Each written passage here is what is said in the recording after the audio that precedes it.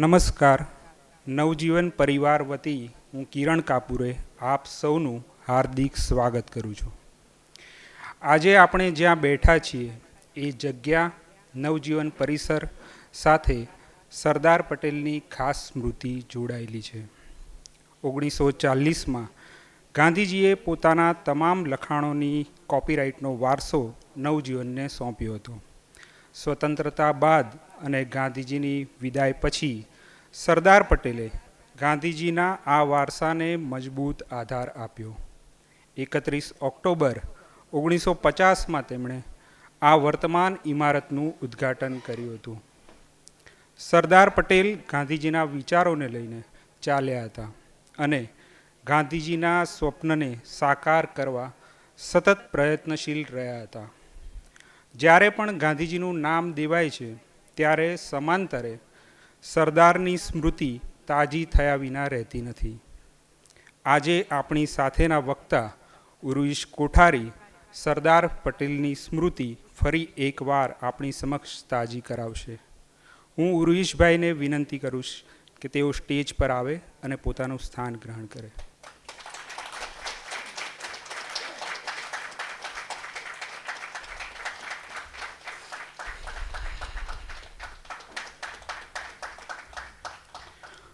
ઉર્વિશભાઈ 3 દાયકાથી પત્રકારત્વ સાથે જોડાયેલા છે. આ ઉપરાંત તેઓએ હાસ્યલેખન, સંશોધક, બ્લોગર અને પ્રકાશક તરીકેની ભૂમિકામાં પણ સજ્જતા દાખવી છે.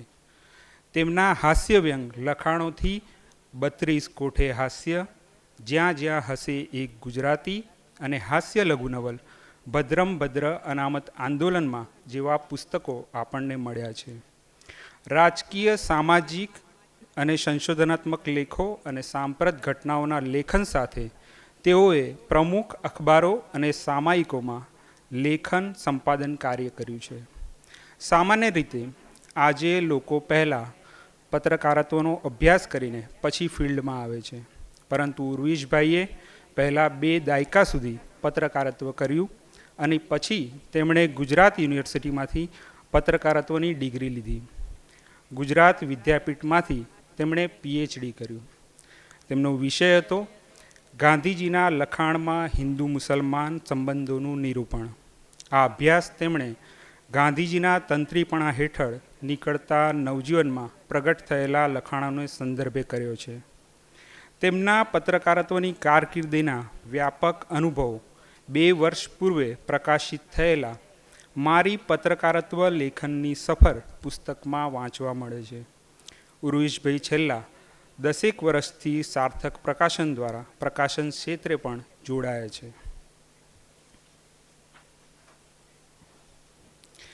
સરદાર પટેલના લખાણોનું તેમનું સંપાદિત પુસ્તક a plain blunt man the essential Sardar Vallabhbhai Patel પુસ્તક તાજેતરમાં જ પ્રકાશિત થયું છે. સરદાર પટેલ વિશે સંશોધિત અને અભ્યાસ લેખો ઉર્વિશભાઈ સતત લખતા રહ્યા છે. 2004માં તેમણે આરપાર સાપ્તાહિકમાં સરદાર વિશેષાંક કર્યો હતો. એ પછી 2005માં સરદાર સાચો માણસ સાચી વાત નામે પુસ્તક તૈયાર કર્યું. એ રીતે જોઈએ તો ઉર્વિશભાઈ સરદાર પટેલ વિશે અનેક જાણ્યા અજાણ્યા પાસા અને તથ્યોને અધિકારપૂર્વક મૂકતા રહ્યા છે. હવે વધુ વાત ન કરતા ઉર્વિશભાઈને વિનંતી કરીશ કે ગાંધીજીના સિપાઈ એવા સરદાર પટેલ વિશે આપણી સાથે વાત કરે. ઉર્વિશભાઈ.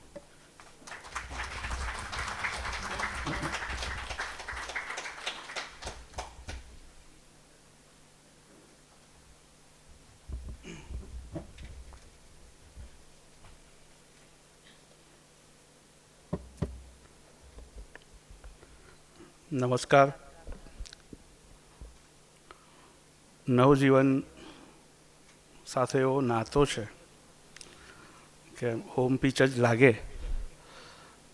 એટલા બધા મિત્રો, એટલા બધા આદિ મિત્રો અહીંયા સંકળાયેલા છે. એટલે ભાઈ વિવેક અને શિલ્પાથી શરૂ કરી અને આદિ મિત્ર પ્રશાંત, અપૂર્વ, સોહમ, કિરણ, મિલન, રામ, મોડે મોડેથી બધા જ મિત્રો એટલા બધા વહાલા છે કે એમની જોડે મતભેદો પણ હોય, પણ મિત્રાચારી એટલા માટે જ મજબૂત છે કે મતભેદો છતાં અમારી મિત્રાચારી ટકી છે. અને એટલા માટે જ અહીંયા જ્યારે આવું ત્યારે કદી મહેમાન હોવાનું રામ ગમે એટલું વિવેકપૂર્વક મેસેજમાં લખે, પણ પેલું પધારો અને મને એમ કે આ તો યાર મારું જ છે, એમ રામ જોડે જઈને ચા પીવાની, એમાં રામ આટલું બધું શું કરવા પેલું ફોર્મલ કરે છે. પણ હવે રામ એની ફરજ બહુ સારી રીતે અદા કરે છે, એટલે હું એને બ્લેમ નથી કરતો. તો ખાલી કહું છું કે હવે આમ કપિલભાઈ કે પ્રકાશભાઈ કે સોહમ આ બધા સામે બેઠા હોય તો એમ થાય કપૂરવા ક્યાં છે ભાઈ, બોલાવો જરા.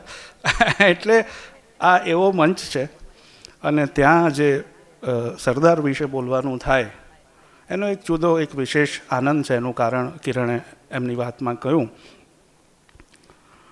પેલું આ ફેસબુક પર ને એમ મૂક્યું હશે એટલે કોઈ જીવાત્માએ મને પૂછપરછ કરી કે ભાઈ આ જુલાઈમાં કેમ છે? સરદારને તો વર્ષમાં આપણે સારા માણસો માટે એક સારો નિયમ રાખ્યો છે, સારા માણસો માટે એક સારો નિયમ રાખ્યો છે કે મરે ત્યારે જન્મે ત્યારે 2 વાર યાદ કરવાના. એટલે મને ચિંતા થઈ, મેં કીધું આ રામ પર ક્યાંક ફોજદારી ના, આમાં શું કોઈની લાગણી અત્યારે ગમે ત્યારે દુભાઈ શકે. સરદારને જુલાઈમાં યાદ કરવા બદલ પણ કોઈની લાગણી દુભાઈ હોય તો હું માફી માગું છું પહેલાંથી જ. પેલા ભાઈએ ખાલી વિશુદ્ધ જિજ્ઞાસાથી પૂછેલું, એટલે એનો પણ એક આનંદ છે કે આપણે 2 ટાણા સિવાય અને આપણે નહીં કરીએ તો કોણ કરશે? આપણે તો એકદમ એમના નપાવટ વારસદારો છીએ. એટલે એનો પણ એક આનંદ છે કે આજે સરદાર વિશે વાત કરવાની થાય છે. મેં રામ સાથે વાત કરતા હતા કે કયો વિષય રાખવો. મેં એમને 2-3 વિષય સૂચવેલા, પછી આ એમને પસંદ આવ્યો અને મને પણ બહુ ગમતો હતો કે સરદાર અને ગાંધી, અથવા તો સરદારની વાત ગાંધી સંદર્ભે.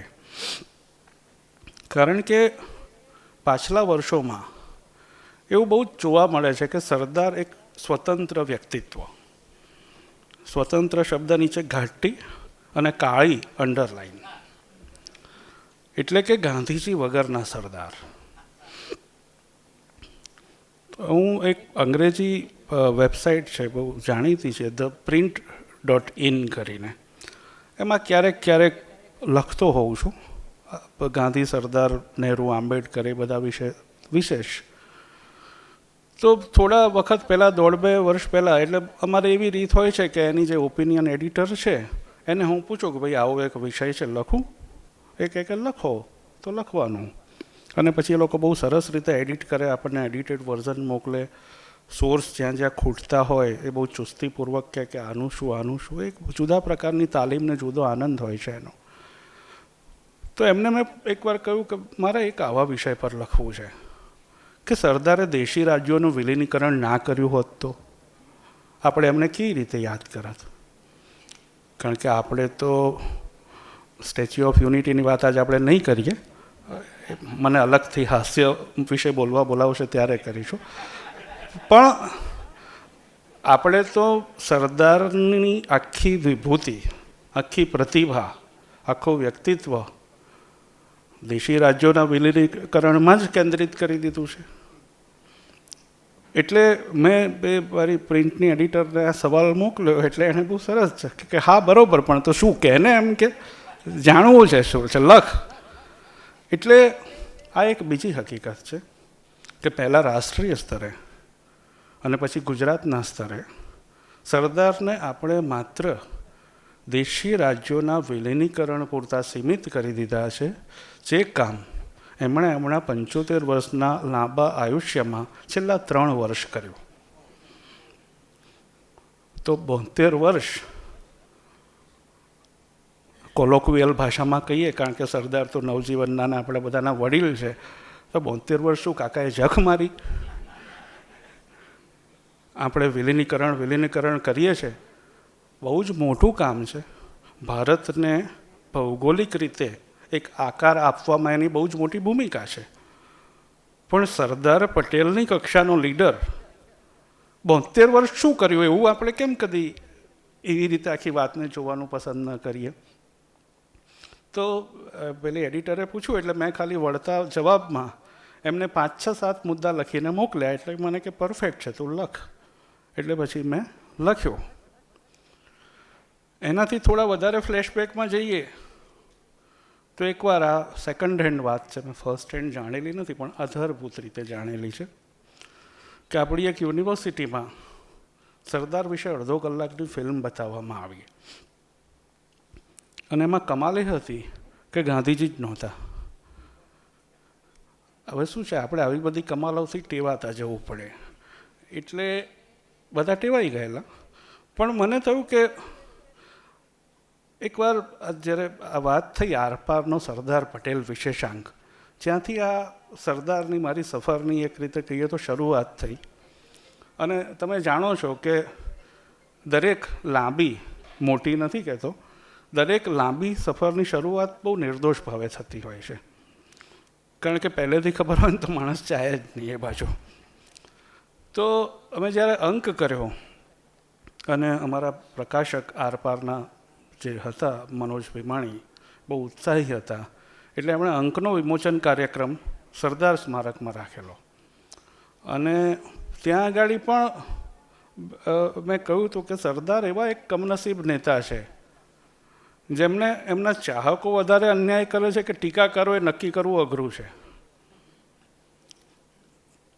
કારણ કે ટીકાકારોમાં, સરદારના ટીકાકારોમાં બહુ જ બધા પ્રોપર લેફ્ટ, હવે લેફ્ટવાળું આપણે બીજો 1.5 કલાકમાં અત્યારે નહીં, કારણ કે ગુજરાતમાં લેફ્ટ શું છે ને સમજાવવું બહુ અઘરું છે ને બહુ જરૂરી છે. જ્ઞાનપીઠ વિજેતાઓને પણ ખબર નથી હોતી. એટલે પ્રોપર લેફ્ટ જે કહેવાય એવા અમારા કેટલાક મિત્રો દિલ્હીવાળા કે આ છે, એ બધાને સરદાર સામે બહુ વાંધો. ઇવન અમદાવાદમાં પણ કેટલાક મિત્રો વડીલો છે એક આ બધું રાઇટ વિંગ, પ્રો કેપિટાલિસ્ટ અને કમ્યુનલ. તો મેં કીધું કે મને તો, હું સરદારનો સ્કોલર નથી, મેં 20 વર્ષમાં જે કંઈ વાંચ્યું છે એ રસથી વાંચ્યું છે. સ્કોલરશિપ આખી એક જુદી બીમારી હોય છે, પણ એટલે મેં તો ખાલી રસથી વાંચ્યું છે. અને ઠીક આમ લખી શકું અધિકારપૂર્વક એટલું વાંચ્યું છે, પણ આમ સિદ્ધાંત ચર્ચા ન કરી શકું. અને મને એક બહુ પાકી પ્રતીતિ ધીમે થઈ કે જે માણસ ચરોતરનો પટેલ એ શું ચીજ છે એ સમજી ના શકે, એ સરદાર પટેલને સમજી ના શકે. આમ તો બ્રોડલી પટેલ નહીં, કોઈ પણ, અમારા હસીત મહેતાને બી તમારે એ ફ્રેમમાં જોવા પડે કે ચરોતર શું ચીજ છે એ તમે અમુક રીતે ના સમજો અને તમે તમારી વ્યાખ્યામાં પ્રોગ્રેસિવ, સેક્યુલર, લેફ્ટ રાઇટ બેસાડવા જાઓ તો એ ના બેસે. ચરોતરનો સ્વસ્થ માણસ, અત્યારની વાત નથી કરતો હું, સામાન્ય અમૃતકાળની નહીં, સામાન્ય કાળની વાત છે કે ચરોતરનો સામાન્ય માણસ પણ મુસલમાનને મિયાં જ કહે, આ મિયાંભાઈ આમ ને મિયાંભાઈ તેમ, પણ એ કોઈ દાડો મિયાંભાઈને મારવા ના જાય. હવે તમે એને સાંભળો અને તમે JNUમાં ભણ્યા હો દિલ્હીમાં, તો તમને લાગે કે આ તો કેવો રિગ્રેસિવ માણસ છે અને કેવો કમ્યુનલ માણસ છે. હું એવું સમજ્યો કે માણસને એની ભાષા એક ચોક્કસ મહત્ત્વની છે, પણ એને ઓવર એનાલાઇઝ ન કરવો. એને એના એક્શન્સ જોડે, એના કાર્યો જોડે મેળ બેસાડી અને પછી આખું ચિત્ર જોવું. તો એવું આખું ચિત્ર જોવામાં આવે ત્યારે સરદાર વિશેના આ જે કંઈ બધા આરોપો છે એ જે રીતે સ્થાપિત કરવામાં આવ્યા છે એ બહુ ટકતા નથી. અને આપણને બહુ નવાઈ લાગે, મારા જેવાને બહુ દુઃખ પણ થાય કે AG નુરાણી જેવા ઇતિહાસકારો કે એવા બીજા ઘણા રિસ્પેક્ટેડ મિત્રો સરદાર વિશે એટલો બધો અભાવ સેવે કે આપણને એમ થાય કે એમની જોડે કેવી રીતે એંગેજ થઈએ, પણ આપણો પનો ટૂંકો પડે છે એમાં. તો આ થઈ આપણા ટીકાકારો દ્વારા થતા અન્યાયની વાત. હવે એમના પ્રશંસકો, હવે ભાઈ એવું છે કે પ્રશંસક હોય તે કંઈ સરદારનું નામ ભૂસીને પોતાનું નામ તો ના જ મૂકે, પણ આપણે ખાલી સગવડ ખાતર પ્રશંસક શબ્દ વાપરીએ છીએ કે એમના જે પ્રશંસકો છે એ લોકો એવું કહે છે કે આ આપણા માણસ, આ સરદાર પટેલ જે રહ્યા ને નહેરુ તો જરાય આપણા નહીં, ગાંધીજી જખ મારીને આપણા, અને કારણ કે છૂટકો નથી, દુનિયામાં એમના સિવાય કોઈ ઓળખતું નથી. અને સરદાર છે ને એ પ્રોપર આપણા અપુનવાલે. કેમ? તો કે એ બીજાને મુસલમાનોને સીધા દૂર કરતા હતા. બરાબર. હવે આમાં એવું છે કે આ બધા જયદેવભાઈના, મહેન્દ્રસિંહ બધા ખોટા માણસો છે. વાંચો વાંચો વાંચો. ભાઈ વાંચવાથી, મને વિનોદ ભટ્ટને હું હંમેશા યાદ કરું, વાંચવાથી માણસ પ્રેજ્યુડાઇઝ થઈ જાય. વિનોદભાઈ હંમેશા કહેતા હતા, એટલે નહીં વાંચવું એ બહુ ઉત્તમ સ્થિતિ છે. એટલે ન વાંચવાને કારણે તમે સરદારને જે કહેવું હોય તે કહી શકો. એમણે મુસલમાનોને સીધા કરી દીધા, એ તો ઓલમોસ્ટ RSS વાળા જ હતા. આવું બધું ચાલે છે. અને એવી રીતે જ્યારે સરદારની પ્રશંસા થાય ત્યારે આવા પ્રશંસકો સરદારને જે અન્યાય કરે છે એ પણ એક બહુ જુદી જાતનો અન્યાય છે. હવે જો અન્યાયની વાત કાઢી જ છે તો એક ત્રીજા અન્યાયની પણ વાત કરી લેવી જોઈએ. એ છે નહેરુના સમયની કોંગ્રેસે સરદારને કરેલો સાચો અન્યાય. સરદાર નહેરુ કરતાં 14 વર્ષે મોટા હતા. એ તો આગળ ઉપર આપણે એની વાત કરીશું થોડી. 1950માં તમે બધા જાણો છો કે ગુજરી ગયા, એટલે ભારતનું પહેલું લોકસભાની પહેલી ચૂંટણી સરદારે જોઈ નહોતી, કારણ કે 1952માં થઈ. તો એ જે આખો રંગ છે, અને એ સમયે નહેરુની લોકપ્રિયતા, એટલે મારી પેઢી કે મારા પહેલાંની એક પેઢીને પણ થોડીક કલ્પના હોય ને એમની, એટલે અત્યારે જે 70s 80sમાં છે એ લોકોને બરાબર ખ્યાલ હોય કે નહેરુની લોકપ્રિયતા શું હતી. મને એક ફોટો યાદ આવે છે, બહુ જ ફિલ્મ ઇન્ડસ્ટ્રીના બહુ જ જાણીતા ફોટોગ્રાફર બીજે પંચાલે પાડેલો.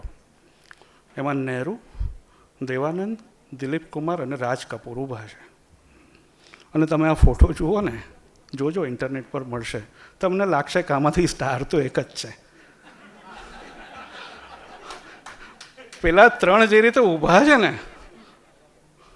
આમાં એવું છે કે સલમાન ખાન જોડે સેલ્ફી પડાવીને પોસ્ટ કરવી એક ઘટના છે, અને પેલા ત્રણ આમ ઊભા હોય ને એ લોકો ઓમાં હોય કે આપણે નહેરુ જોડે ઊભા છીએ. આ એક બીજી વાત છે. તો પણ કોઈ પણ નેતા, ગાંધીજી ઓછા પ્રમાણમાં, સરદાર વધારે પ્રમાણમાં, નહેરુ વધારે પ્રમાણમાં, માણસ હોય એટલે મર્યાદાઓ તો હોય જ. નહેરુની પણ હતી. તો 1952ની ચૂંટણી અને એ પછી એમનો એક જે આખું એમની લોકપ્રિયતા, એમનો વિજયને કારણે લોકપ્રિયતા નહીં, લોકપ્રિયતાને કારણે વિજય હતો. કારણ કે આખી એક આઝાદીની ચળવળનું એક અનુસંધાન સરદારનું 1950માં જતા રહેવું, એને કારણે એક એવું વાતાવરણ ઊભું થતું ગયું કે સરદારની સ્મૃતિ હાંસિયામાં ધકેલાતી ગઈ. કોંગ્રેસ પક્ષના સત્તાવાર જે કંઈ વલણો અને જાહેર બધું હોય, એના સભા સંમેલનો કે વાર્ષિક અધિવેશનો, એમાં સરદાર એટલા પ્રિય ન રહ્યા. આ એક હકીકત છે, અને એ હકીકતને આપણે હકીકત તરીકે જોવી જોઈએ. એને કારણે સૌથી પહેલી નારાજગી સરદારના પુત્ર ડાયાભાઈ પટેલને થઈ. હવે ડાયાભાઈ પટેલ, ખેર એ પાછી એક જુદી વાત છે, એમને નારાજગી થવાના ઘણા કારણ હોઈ શકે, પણ આ એમની વાત જે હતી, એમની નારાજગીનો મુદ્દો, એમાં તથ્ય તો હતું. એવું અત્યારે આપણે પાછળ જઈને ઇતિહાસમાં જોઈએ ત્યારે આપણને લાગે છે કે ડાયાભાઈએ કહ્યું હોત કે ન કહ્યું હોત, પણ સરદારની અમુક રીતે ઉપેક્ષા થતી ગઈ. સરદારની સ્મૃતિ કોંગ્રેસના સત્તાવાર બધી જે વસ્તુઓ હોય એમાંથી ભૂંસાતી ગઈ, એ એક હકીકત તો હતી. પણ મણિબેન હતા, એટલે મણિબેનની વફાદારી પિતાજી પ્રત્યે, વફાદારી શબ્દ બી ઓછો લાગે, એકચ્યુઅલી એને શું કહેવાય મને ખબર નથી, પણ સંપૂર્ણ સમર્પણ કદાચ તમે કહી શકો એમનું જે વલ્લભભાઈ પ્રત્યે હતું. એને કારણે જ્યાં સુધી ઇન્દિરા ગાંધીએ કોંગ્રેસના ભાગલા ન કર્યા 69માં, ત્યાં સુધી મણિબેન કોંગ્રેસ સાથે સંકળાયેલા રહ્યા. એટલે આપણે વાત બધી જ જ્યારે કરીએ ને ત્યારે આપણે આખી વાત કહેવા સાંભળવાની ટેવ પાડીએ ને તો બહુ ગૂંચવાડા પેદા થાય. અને અમારો મિત્ર દીપક સોલિયા કહે છે કે ગૂંચવાડા પેદા થવા એ ઉત્તમ સ્થિતિ છે, કારણ કે ગૂંચવાયેલો માણસ કદી તલવાર કે લાકડી લઈને મારવા ના દોડે. એ વિચારે કે સાલું આ થાય કે ના થાય. એટલે આપણે જ્યારે આખું ચિત્ર જોઈએ ત્યારે સરદારના બે સંતાનો ડાયાભાઈ અને મણિબેન. ડાયાભાઈને એક ફરિયાદ છે કે ભાઈ આ જે કોંગ્રેસ પક્ષ છે તે નથી બરાબર યાદ રાખતો પિતાજીને, માટે છોડી દેવો જોઈએ. મણિબેન એવું માનતા હતા કે નહીં હું જાણતો નથી, પણ એમણે પક્ષ ન છોડ્યો. તો આ એક આખું ચિત્ર છે કે ભાઈ સરદારના હવે વારસદારો. હવે એવું છે કે મને એક બે મિત્રો કહેતા હતા, વિદ્વાન મિત્રો. હવે વિદ્વાન મિત્રો કહીએ ને એટલે આપણે કહેવું પડે કે હું ગાળ નથી દેતો, કારણ કે કોર્ટમાં વકીલો એકબીજાને વિદ્વાન ગાળની અવેજીમાં કહેતા હોય છે કે મારા વિદ્વાન મિત્ર એમ. એટલે મારા ખરેખર વિદ્વાન મિત્રો એ લોકો એવું માને છે કે રાઇટ વિંગ પોલિટિક્સ છે એમણે સાવરકરને પણ વચ્ચેના દાયકાઓમાં ભૂલવાડી દીધા હતા, પછી જ એમને યાદ કરવામાં આવ્યા. તો કોંગ્રેસ પાર્ટી અને આ દેશમાં છેલ્લા 10 વર્ષને બાદ કરી નાખો તો એ પહેલાં હું એવું કહેતો હતો અને બહુ પ્રતીતિપૂર્વક કહેતો હતો કે મને ભાજપની એક વાતે દયા આવે છે, એ લોકોનું એકેય પાપ ઓરિજિનલ નથી. બધા પાપો આગળ કોંગ્રેસ કરી ચૂકી છે પહેલાં. પણ આ મેં કીધું એમ હું 10 વર્ષ પહેલાંની વાત કરું છું. હવે તો મૌલિકતા બહુ જ છે ચોતરફ.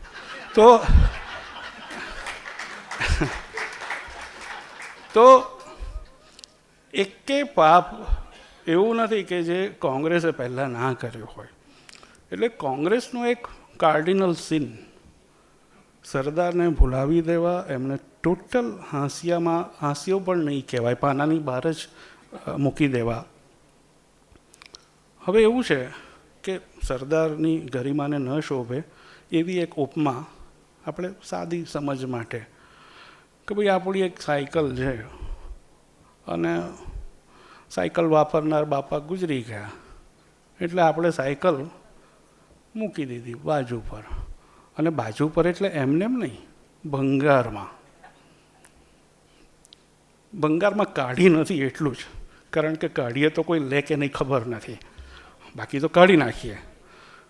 હવે એવું તમારું ભંગાર સાયકલ એક દિવસ કોઈ ચેમ્પિયન લઈ જાય છે અને પછી મસ્ત નવા રંગ રોગાન કરે છે અને પછી કહે જુઓ બોસ આ આપણી સાયકલ, અને તમને થાય છે લે આ તો મારી હતી. તો તારી હતી તો બહાર શું કરવા મૂકી, રાખવી હતી ને જોડે સાચવીને. એટલે વલ્લભભાઈની સ્મૃતિનું કંઈક આવું થયું. કોંગ્રેસે એને એવી રીતે બાજુ પર મૂકી દીધી કે પછી બીજા કોઈને પણ એ અપનાવીને એની પર પોતાનો રંગ રોગાન કરીને એને પોતાની તરીકે રજૂ કરવાની, પ્રચારિત કરવાની, સ્થાપિત કરવાની એક તક મળી જાય. તો આ બધી વાતો એક સામાન્ય ભૂમિકા તરીકે અને સરદારને આપણે આજે યાદ કરીએ ત્યારે એ કેવી રીતે યાદ કરીએ એના વાત તરીકે આપણે ત્યાં દરેક ઐતિહાસિક પાત્ર વિશે જાણીને અજાણી એમ બે પ્રકારની વાતો હોય. એમાંથી જાણીતી 10 વાતો હોય એ હજારો વાર ચાલ્યા કરે, કારણ કે એમાં સુવિધા મેં કીધું પેલું વાંચવું નહીં બને ત્યાં સુધી, એટલે અને વધારે તો ન જ વાંચવું. એમ આપણે જે વિષયનું સંપાદન કરવું હોય, ભાઈ મારે સંપાદન કરવું હોય વાર્તાઓનું તો મહેન્દ્રસિંહ જયદેવભાઈનું સંપાદન વાંચીને કરી નાખવાનું. એમાં બીજું બધી મૂળ વાંચવાની ક્યાં જરૂર છે બધી, એમ આપણે કંઈ નવરા છીએ એ લોકો છે. તો આવી એક જે આખી વાત છે એને કારણે સરદાર વિશે પણ તમે કોઈ પણ અત્યારે ખબર નથી પ્રાથમિક શાળાઓ છે કે નહીં ગુજરાતમાં, એટલે કે એમાં શિક્ષકો છે કે નહીં, પણ અથવા તો શિક્ષકો ભણાવે છે કે નહીં, એટલે કે ભણાવી શકે છે કે નહીં, પણ તમે પૂછો કે સરદાર એટલે શું, તો હવે અત્યારની જનરેશન માટે જરા એ નહીં કે, બાકી કે બગલમાં ગુમડું ફોડ્યું, કોર્ટમાં દલીલ કરતા હતા અને પત્નીના મૃત્યુનો તાર આવ્યો ને વાળીને ખિસ્સામાં મૂકી દીધો, લોખંડી પુરુષ. હવે મેં કીધું ને તમે ચરોતરને જ્યાં સુધી ના ઓળખો ને ત્યાં સુધી તમને એવું લાગે કે આવું એકલા સરદારે જ કર્યું છે. પછી ત્યાં તો ખબર પડે ઘેરે ઘેર આવું છે. હવે એ આપણને ખબર નથી, આપણો પ્રોબ્લેમ છે. પણ હવે આપણો પ્રોબ્લેમ તો કેવી રીતે હોઈ શકે? અને જે નોંધાયું છે એ કહેવાનું. એટલે સરદારે ગુમડું ફોડ્યું નહોતું કે તાર ખિસ્સામાં નહોતો મૂક્યો એવું નથી. પણ દાખલા તરીકે ભાઈ એવું છે કે ચરોતરમાંથી આત્મકથા લખનારા પાકે એવા પટેલો કેટલા? વલ્લભભાઈ તો લખવામાં માનતા જ નહોતા. ભાઈ કાકા હોય, HM હોય, નરસિંહભાઈ ઈશ્વરભાઈ હોય, આવા થોડાક હોય. તો ભાઈ કાકાના સંભાળણા આપણે વાંચીએ ત્યારે આપણને ખ્યાલ આવે છે કે એમણે બી આ ગુમડું ફોડવાનો ધંધો કરેલો. અને એ બી શક્કર બેરેજ પર કામ કરતા હતા સિંધમાં. અને એમના પત્નીના મૃત્યુનો ધાર આવ્યો ત્યારે એમણે બી આવી રીતે વાળીને ખિસ્સામાં મૂકી દીધેલો. અને પછી એમના અંગ્રેજ ઉપરીને સાંજે કહ્યું ત્યારે પેલો અંગ્રેજ ઉપરી બહુ ડિસન્ટ હતો. એટલે એણે કીધું કે પટેલ હું તારી સાથે રાત રહું, એમ કે આવા સમાચાર. એટલે આ વસ્તુને આપણે બહુ જ મોટા પ્રોજેક્શનમાં લઈ જવા જેવી નથી કે સરદારની મહાનતા સ્થાપિત કરવા માટે આ વસ્તુઓ વાપરવા જેવી નથી. કારણ કે આ બહુ મામૂલી વસ્તુ છે. એવી રીતે બીજું એક છે ગાંધીજી. ગાંધીજીનું સર્ટિફિકેટ. એ બાપા સર્ટિફિકેટ આપવામાં બહુ ચોક્કસ, પણ એમના શબ્દ પ્રયોગો તમારે સમજવા પડે. તો એમની એક રીત હતી. કોઈની સાચી પ્રશંસા કરવી હોય ત્યારે કહે કે ફલાણાનો જય હો. હવે આપણે જય હો કહીએ એ આખો એક જુદો એનો અંદાજ હોય છે. અને ગાંધીજી માટે it was a way of expression, way of expressing કે ભાઈ ના સરસ, અફેક્શન, વખાણ બધું જ. કે ભાઈ રવિશંકર મહારાજનો જય હો. જે પહેરવા મળ્યું તે પહેરે ને ટાળ તડકો કશું જોવે નહીં ને ખાવાનું મળ્યું તો ખાય. રવિશંકર મહારાજનો જય હો. એવી જ રીતે એમણે ખેડા સત્યાગ્રહ કે પછીના કોઈ અરસામાં કીધું કે વલ્લભભાઈ પટેલનો જય હો. તો એ કંઈ વલ્લભભાઈને અપાયેલું અલ્ટિમેટ સર્ટિફિકેટ નથી. એ એક વાતચીતની કહેવાની રીત છે. એનો અર્થ એવો નથી કે ગાંધીજીએ કેઝ્યુઅલી આપ્યું છે. ગાંધીજી કોઈ દાડો કશું કેઝ્યુઅલી નહોતા કરતા. એટલે એ ભૂલો બી બહુ સભાનતાપૂર્વક કરતા હતા. કારણ કે એમના વિશે એવું કહેવાયું છે, મને લાગે છે દક્ષાબેનનો જે નિબંધ હમણાં નવજીવન તરફથી બહાર પડ્યો, જેમણે ના જોયો હોય એમણે ખાસ જોવા જેવો છે. ગાંધીજી વિશેનો એમનો PhDનો થીસીસ દક્ષાબેન પટણીનો. ગાંધીજી વિશે ગુજરાતીમાં આટલું ઇનસાઇટફુલ લખાણ મનુભાઈ પંચોળી સિવાય બીજા કોઈનું મેં વાંચ્યું હોય એવું મારી જાણમાં નથી. એટલો સુંદર એમનો અભ્યાસ છે. એમાં એમણે આ વસ્તુ નોંધી છે કે ભાઈ ગાંધીજી જીવનની ક્ષણે ક્ષણ બહુ સભાનતાપૂર્વક જીવતા હતા. એટલે જ્યારે તમને એવું લાગે કે એમણે કશુંક એમનાથી બોલાઈ ગયું, એવું ના હોય. એમના મનમાં એની પણ સભાનતા હોય કે તે વખતે આવું બોલ્યા હતા અને એને પણ ઓન કરતા હોય. પણ વલ્લભભાઈને લાગે વળગે છે ત્યાં સુધી એમણે આવું બીજાને પણ કહ્યું હોય. એટલે આ વસ્તુને કે ભાઈ વલ્લભભાઈ કેમ મહાન હતા, તો કે ભાઈ એમણે આ કહ્યું એટલે. હવે આમાં ગમ્મતની વાત એટલી છે કે આપણા એક રિવ્યૂકાર, એટલે મેં મારી ગુજરાતી પુસ્તક તે છે સાચો માણસ સાચી વાત, એમાં આ વાત લખી છે કે ભાઈ એને કારણે આવું ન થાય. હવે આપણા એક રિવ્યૂકાર છે, એમણે મારા પુસ્તકનો પોઝિટિવ રિવ્યૂ આપ્યો હતો, એટલે હું એમનું નામ નહીં દઉં. તો એમણે પણ એટલે પોઝિટિવ રિવ્યૂ નહોતો પણ પ્રસિદ્ધિ કરવામાં મદદરૂપ થયા હતા કે ભાઈ મારા પુસ્તકમાંથી એમણે એક 2 લીટી છાપી. તમે કલ્પના કરી શકો છો કઈ 2 લીટી છાપી હશે. વલ્લભભાઈનો જય હો, ગાંધીજી. મેં કીધું કે ભાઈ આ નથી કહેવાનું. પણ હવે મેં કીધું ને એમ રિવ્યૂ કરવા માટે ચોપડી વાંચવી એ બહુ રોંગ પ્રેક્ટિસ છે. એટલે એ તો બહુ રાઈટ માણસ હતા, એટલે મને રાઈટ કામ જ કર્યું છે. એવી જ રીતે આ સિલસિલાની છેલ્લી એક વાત કરીને પછી આપણે બીજો પાટો લઈએ. વલ્લભભાઈએ શાળામાં કરેલા તોફાનો, મારી જોડે ભણતા 2-4 નમૂના એમનાથી બી વધારે તોફાનો કરેલા છે. બરાબર છે. એનાથી કશો પુરવાર નથી થતો. એટલે ઇતિહાસ જેવા ઇતિહાસ, ફોર્મલ ઇતિહાસ નહીં, પણ આ બધું છૂટું છવાયું વાંચીને મને એટલી સમજ પડી કોમન સેન્સથી કે ઇતિહાસમાં પાછળથી ટપકા ના જોડવા, જોઈનિંગ ધ ડોટ્સ બેકવર્ડ્સ, એ ના કરવું. એવી રીતે ઇતિહાસ ના સમજ પડે.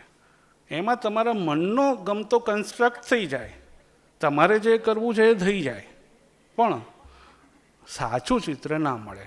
તમને એક માણસના પ્રોગ્રેશનનો ગ્રાફ જોઈતો હોય, કે વલ્લભભાઈએ પછી તો નડિયાદમાં એક માસ્તરને જીતાડી દીધો ને પેલા દેસાઈ ખાનદાનના નબીરાને હરાવી દીધા ને આવી બધી, કે શિક્ષકે પાડા લાવવાનું કહ્યું તો કે ક્યાં ગયા કે નાસી ગયા. એટલે આવું બધું કહેવાથી કોઈ મહાન ના બને યાર. આટલી સાદી વાત લોકોને કેમ નથી ખબર પડતી? પણ કારણ કે એન્ટરટેનિંગ છે, કારણ કે બાળબોધી છે, અને કારણ કે નિર્દોષ છે. એમાં કશું કોમ્પ્લિકેશન નથી આવતું. એટલે આ બધી વાતો, એટલે મને આ બધી વાતો સામે કોઈ જ વાંધો નથી. રાધર હું એમ કહું કે તમારે કોઈ બાળક સાથે કે બીજા ત્રીજા લોકો સાથે વાત કરવી હોય તો તમે આ ભૂમિકાએથી શરૂઆત કરી જ શકો, પણ તમામ ઉંમરના બાળકો સાથે આવું ના થાય.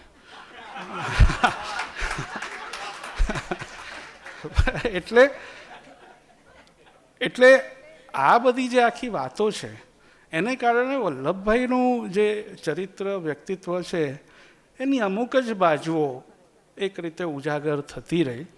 અને એનાથી આપણને એવું, ભાઈ બીજું એવું છે કે ભાઈ એવો મહાન તો છે યાર, આપણાથી ના પડાય. હમણાં સરદાર બ્રિજ પરથી જ આવ્યો તો કંઈ અમથું નામ આપ્યું હશે, બરાબર, તો મહાન તો છે એમ, એવું નહીં. એટલે આપણે ત્યાં આ જે રીત છે ને કે મહાનતા એટ્રીબ્યુટ કરી દેવાની, ચોંટાડી દેવાની, કારણ નહીં આપવાનું, છો બેટા શોધ્યા કરે, એવું ના હોય. તમારે એને તાર્કિક રીતે તમે કહો કે આ સરદાર પટેલ. બીજી એક વાત કહી દઉં, કોઈ પણ ઇતિહાસકાર એમ કહે ને કે મેં આપેલું ચિત્ર સંપૂર્ણ, તો એ જુઠ્ઠું બોલે છે. હમણાં ગયા રવિવારે ભાઈ દુર્ગેશ ડૉક્ટર અહીંયા બેઠો છે, એને વિજ્ઞાન ને ડૉક્ટરીને બધા વિશે બોલવાનું, તો એટલી બધી એક સરસ વાત એમણે કરી કે ડૉક્ટરની નિયતિ જ છે ખોટા પડવું. મેં મારા એક મિત્રને વાક્ય કહ્યું, મને કે આ ડૉક્ટર સાચો. તો ડૉક્ટર જેવી જ નિયતિ ડૉક્ટર ઇતિહાસકારોની હોય છે, પણ ઇતિહાસકારો એ સમજતા નથી. એટલે સાચો ઇતિહાસકાર હંમેશા નમ્ર હોય કે મેં જે આપ્યું છે એ મેં જેટલું મળ્યું એમાંથી આપ્યું છે, પણ આની બહારનું પણ કશું હોઈ શકે. તો વલ્લભભાઈ અથવા ગાંધીજી અથવા કોઈના પણ માટે કશું ફાઇનલ સ્ટેટમેન્ટ જેવું હોય નહીં. જાડા જાડા લસરકા હોય એમની છબી ઉપસાવે એવા. પણ એમાં એકદમ ફાઇન પ્રિન્ટ, કરચલી માર્ગારેટ બોર્કવાઇટે સરદારનો એક જે ફોટો પાડ્યો છે, ઓહો, આમ તમે જોઈને મુગ્ધ થઈ જાઓ કે યાર શું વાત છે. એમ ચહેરાની એક એક રેખા અને આખો નકશો જે લાઇટ એન્ડ શેડથી ઉપસાવ્યો છે એમણે, એવું શબ્દચિત્ર ઇતિહાસમાં આપવું શક્ય નથી. એમાં કોક કરચલીમાં તો તમે થાપ ખાઓ એવી સંભાવના હોઈ શકે. તો વલ્લભભાઈના જીવનના બે ભાગ છે, બહુ જ ચોખ્ખા, ગાંધીજી પહેલાં અને ગાંધીજી પછી.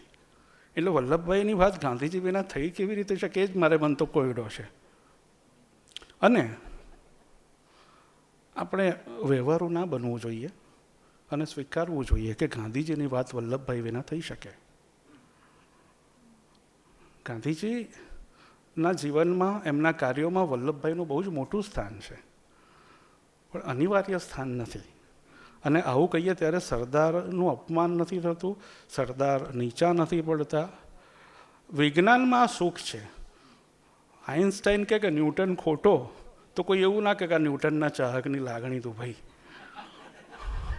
હશે, હવે 400 વર્ષ ચાલ્યો એટલું ઓછું છે, એવું આશ્વાસન લે.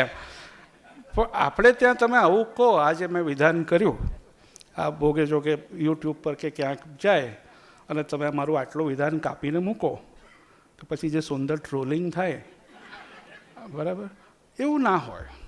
ઇતિહાસમાં બધાને એક ચોક્કસ રીતે, મેં કીધું એમ પેલું બને એટલું આખું ચિત્ર ક્રિએટ કરવાની ટ્રાય કરીએ તો થાય તો નહીં આખું, પણ આપણી દૃષ્ટિ થોડી વિકસે ને આ વાતે વાતે દુભાવાનો જે રોગ લાગુ પડ્યો છે ને એનાથી મુક્તિ મળે આપણને.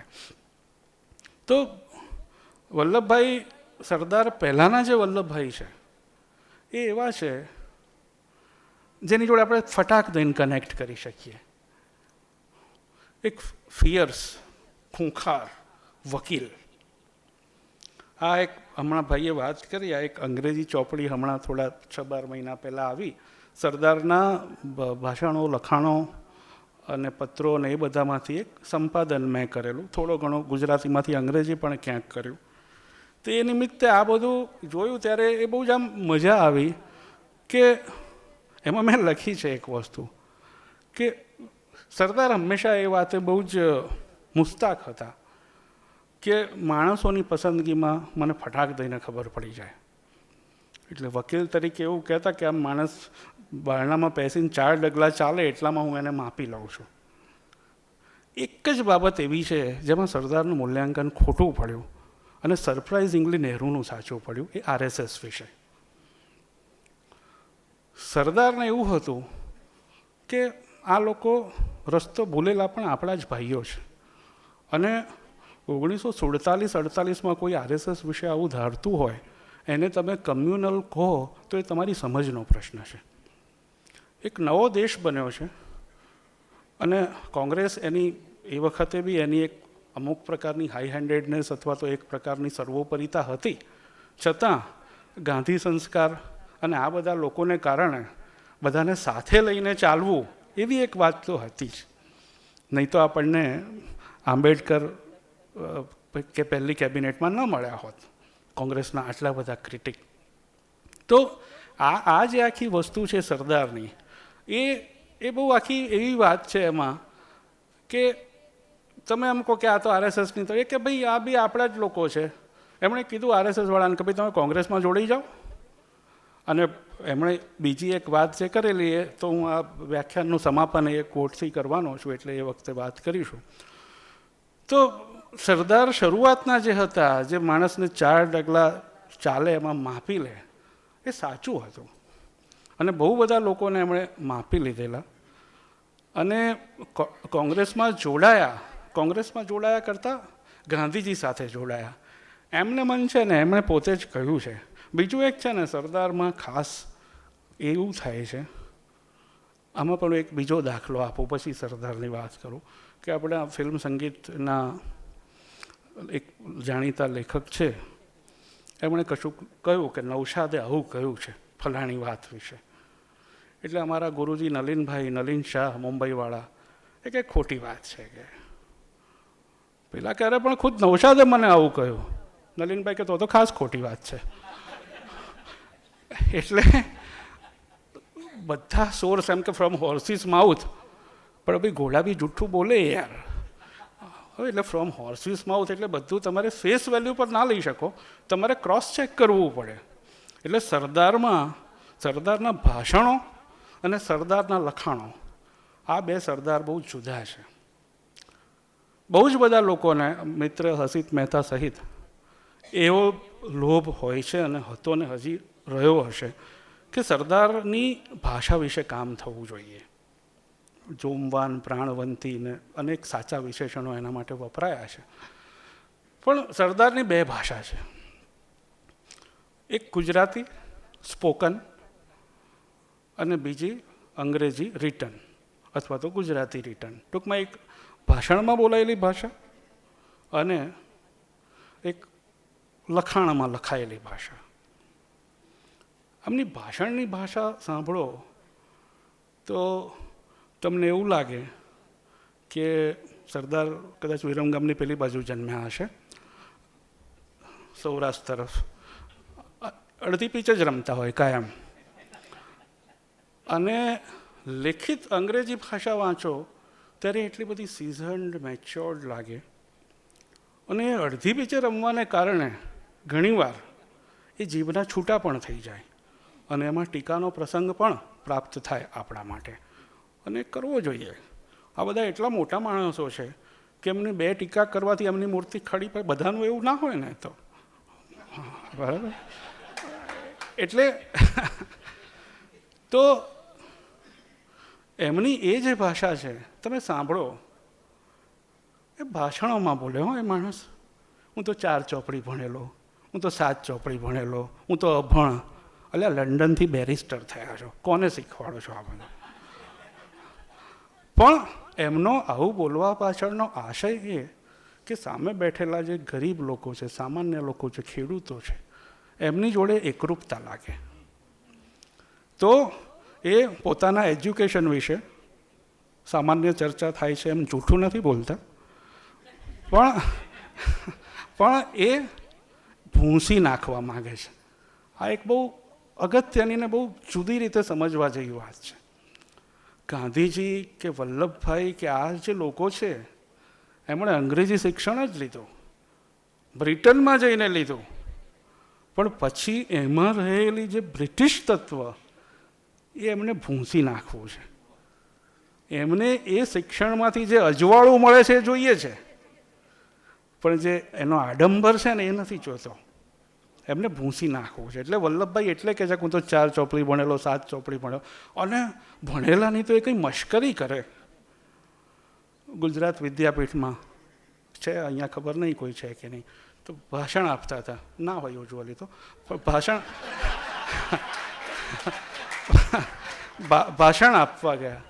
આ કે બધા તમે શું અત્યારે આંદોલન ચાલે છે, તમે બધા કે અહીંયા ભણો છો, કે ભણી ગણીને કોનો ઉદ્ધાર થયો? કે એક જણો કે કાશીમાં જઈને પંડિત થયો, પછી કે સંસ્કૃતમાં બિલ બનાવે.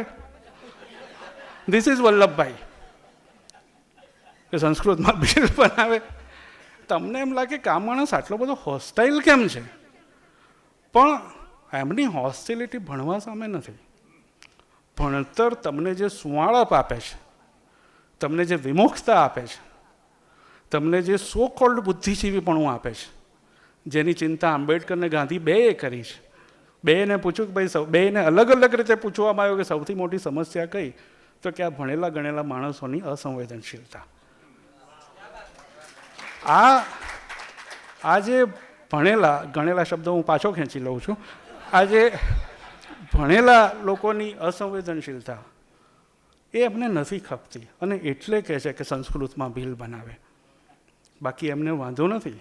બાપાએ હિન્દ સ્વરાજમાં જવાબ આપ્યો જ છે કે આ બધું ખરાબ છે, તમે કેમ ભણ્યા? અને બાપાએ બહુ કન્વિન્સિંગ જવાબ આપ્યો છે. તો વલ્લભભાઈ બોલે છે ત્યારે અડધી પીછે બોલે છે. શું ભાઈ? ના, એટલે એ લાંબો છે ને, ગાંધીજીનું એ મારા કરતાં વધારે સારું લખે છે, એટલે મજા આવશે, તમે વાંચજો.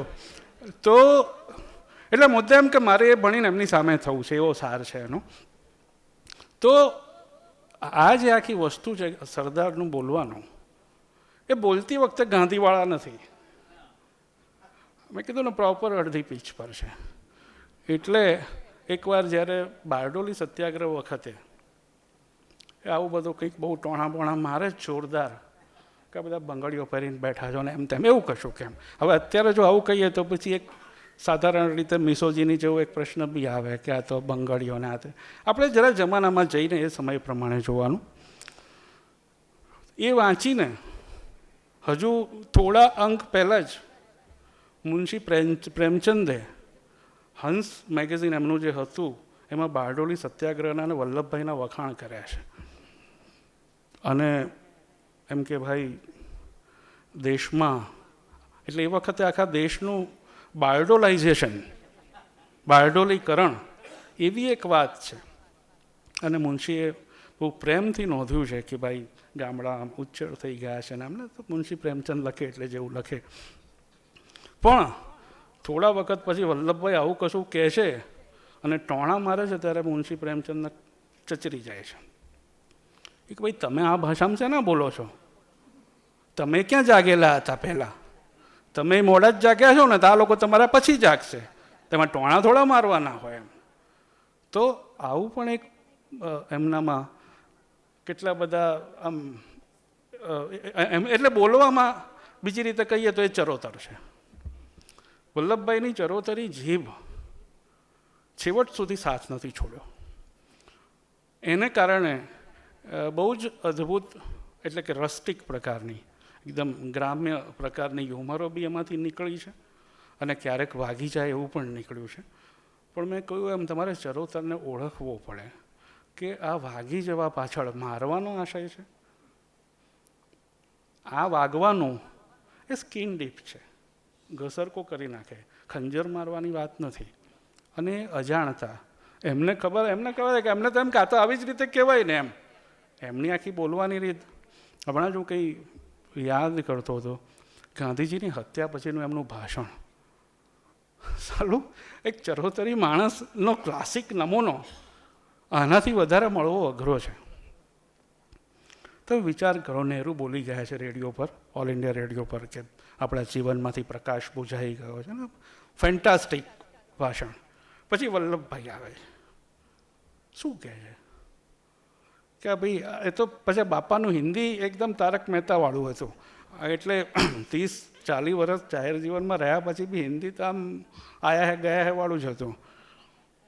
કે अभी थोड़े दिन पहले उपवास किए थे, उपवास में चले गए होते तो अच्छा था.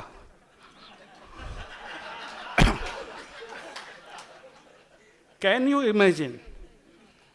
પણ તમે જો સરદારને ઓળખો ને તો આ વાતમાં તમે એમની પીડા જોઈ શકો. એ માણસની પીડા અને એ માણસની લાગણી ગાંધીજી માટેની, કે યાર આવી રીતે હવે એ આવી રીતે કહેનારા માણસ છે. સમજવાનું આપણા ભાગે છે, અને એ સમજવાનું સરદારને ન્યાય કરવા માટે નહીં, આપણી સમજ માટે. એમના 40 વર્ષનો રેકોર્ડ જોઈને આ સમજવાનું છે. તમે ઇન આઇસોલેશન આટલું ભાષણ કકડો કાપીને મૂકી દો તો એવું જ લાગે કે આ માણસ તો કેવો ઇનસેન્સિટિવ છે. અને કે ભાઈ એમણે એ વખતે કહે છે કે એમણે આપણને જે શીખવાડવાનું તે બધું શીખવાડી દીધું છે, હવે આપણે કરવાનું છે. અને મને સરદાર માટે બહુ માન છે.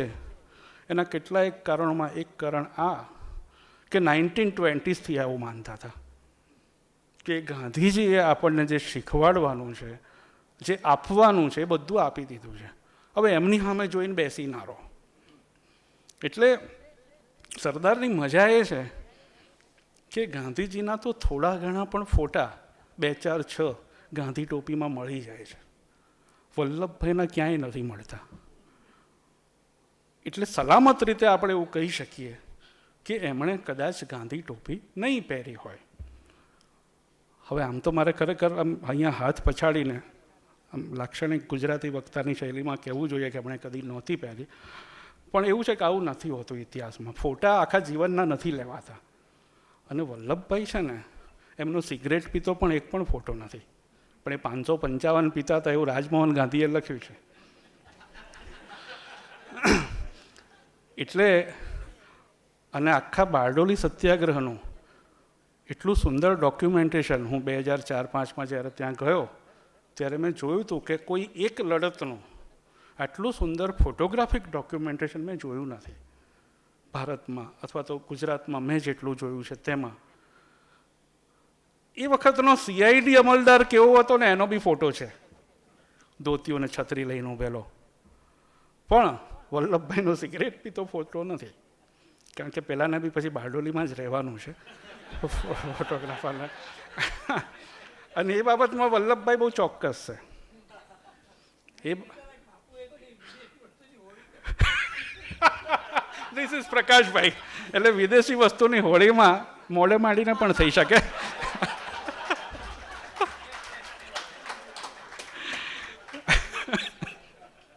એટલે આ એમની જે ખૂબી છે કે ગાંધી ટોપી પહેરવાની નહીં.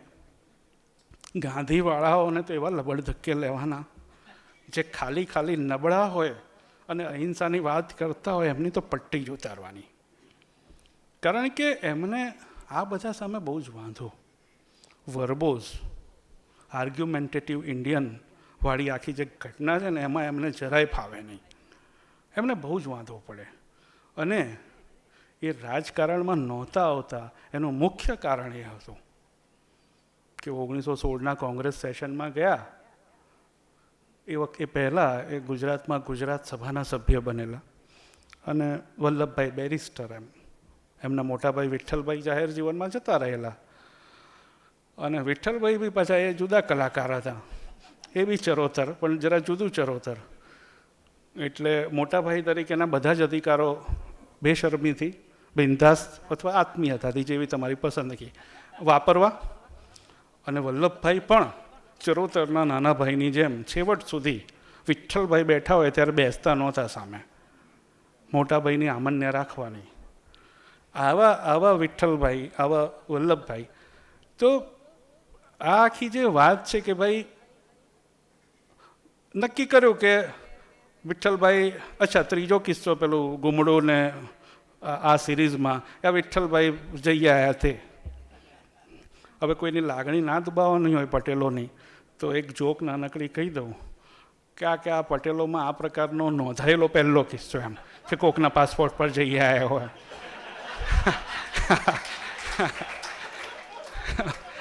તો એ પણ જવા દીધા.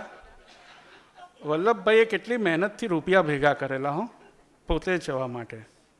અને વિઠ્ઠલભાઈના એક બોલ પર એમણે વલ્લભભાઈ, એટલે એમણે આ કુરબાની આપેલી એ બહુ જાણીતી, પણ બીજી નથી જાણીતી.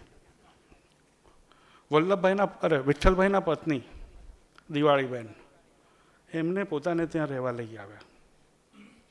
અને એવું રાજમોહનભાઈના લખવા પરથી એવું સમજાય છે કે દિવાળીબેન જરા અઘરા હતા. એવું તો વિઠ્ઠલભાઈના ચરિત્રકાર જીઆઈ એમ ગોરધનભાઈએ પણ લખ્યું છે. તો ખાસ્સા સમય સુધી વલ્લભભાઈએ પોતાના પત્ની ઝવેરબાને એમના પિયર મોકલી દીધા હતા ભાભીની સેવા કરવા માટે. આ પ્રકારનું એમનું આમન્યાવાળું તંત્ર હતું. એટલે વિઠ્ઠલભાઈ પાછા આવ્યા એટલે એમણે નક્કી કર્યું કે જો ભાઈ, હવે વિઠ્ઠલભાઈ નિસંતાન હતા, એટલે 2 જ જણ હતા, વલ્લભભાઈને 2 બાળકો, પત્ની ગુજરી ગયેલા. એટલે કે જો હવે 2 જણથી તો સેવા ના થાય. બોલો કેવી કોમિક વાત છે. એ વખતે લોકો રાજકારણને સેવા ગણતા હતા. તો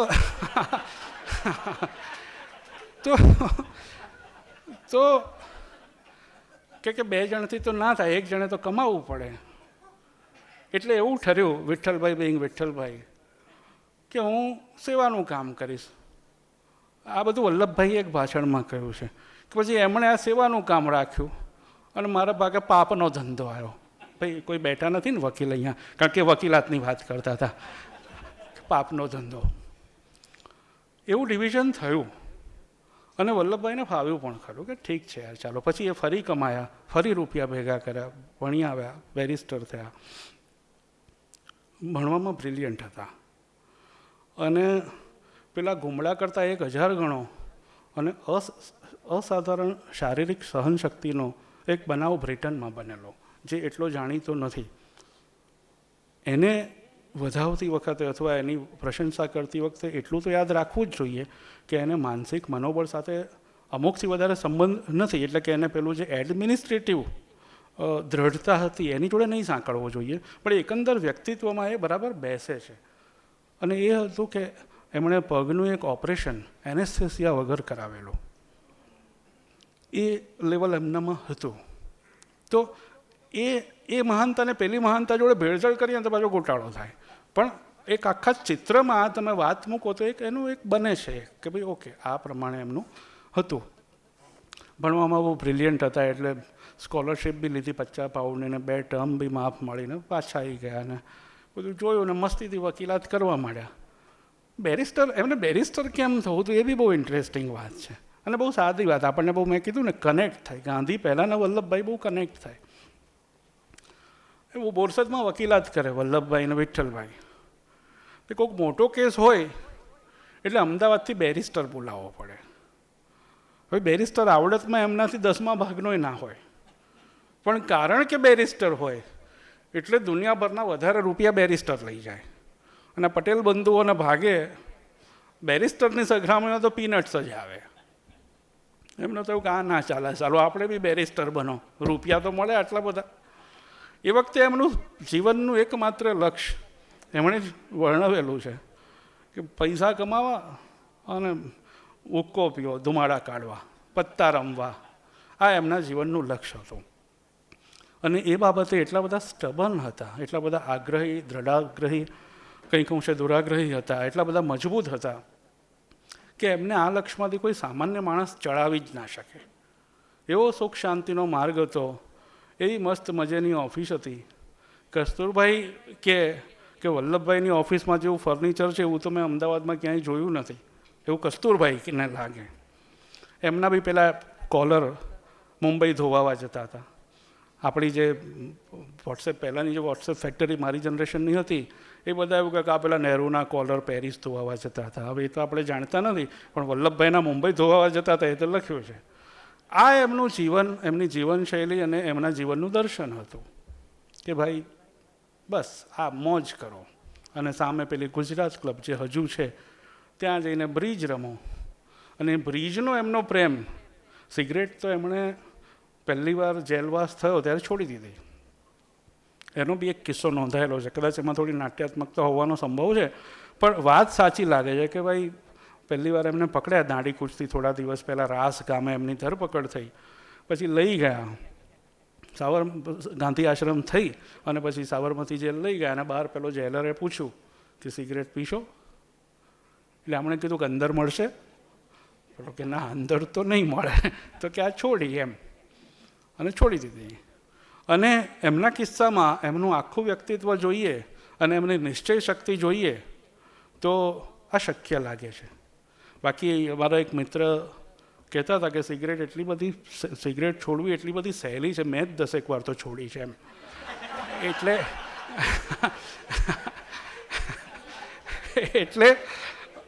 એટલે સરદાર એક વારમાં, એટલે એમને 10 વાર જરૂર ના પડે, એક જ વારમાં એ છોડી શક્યા.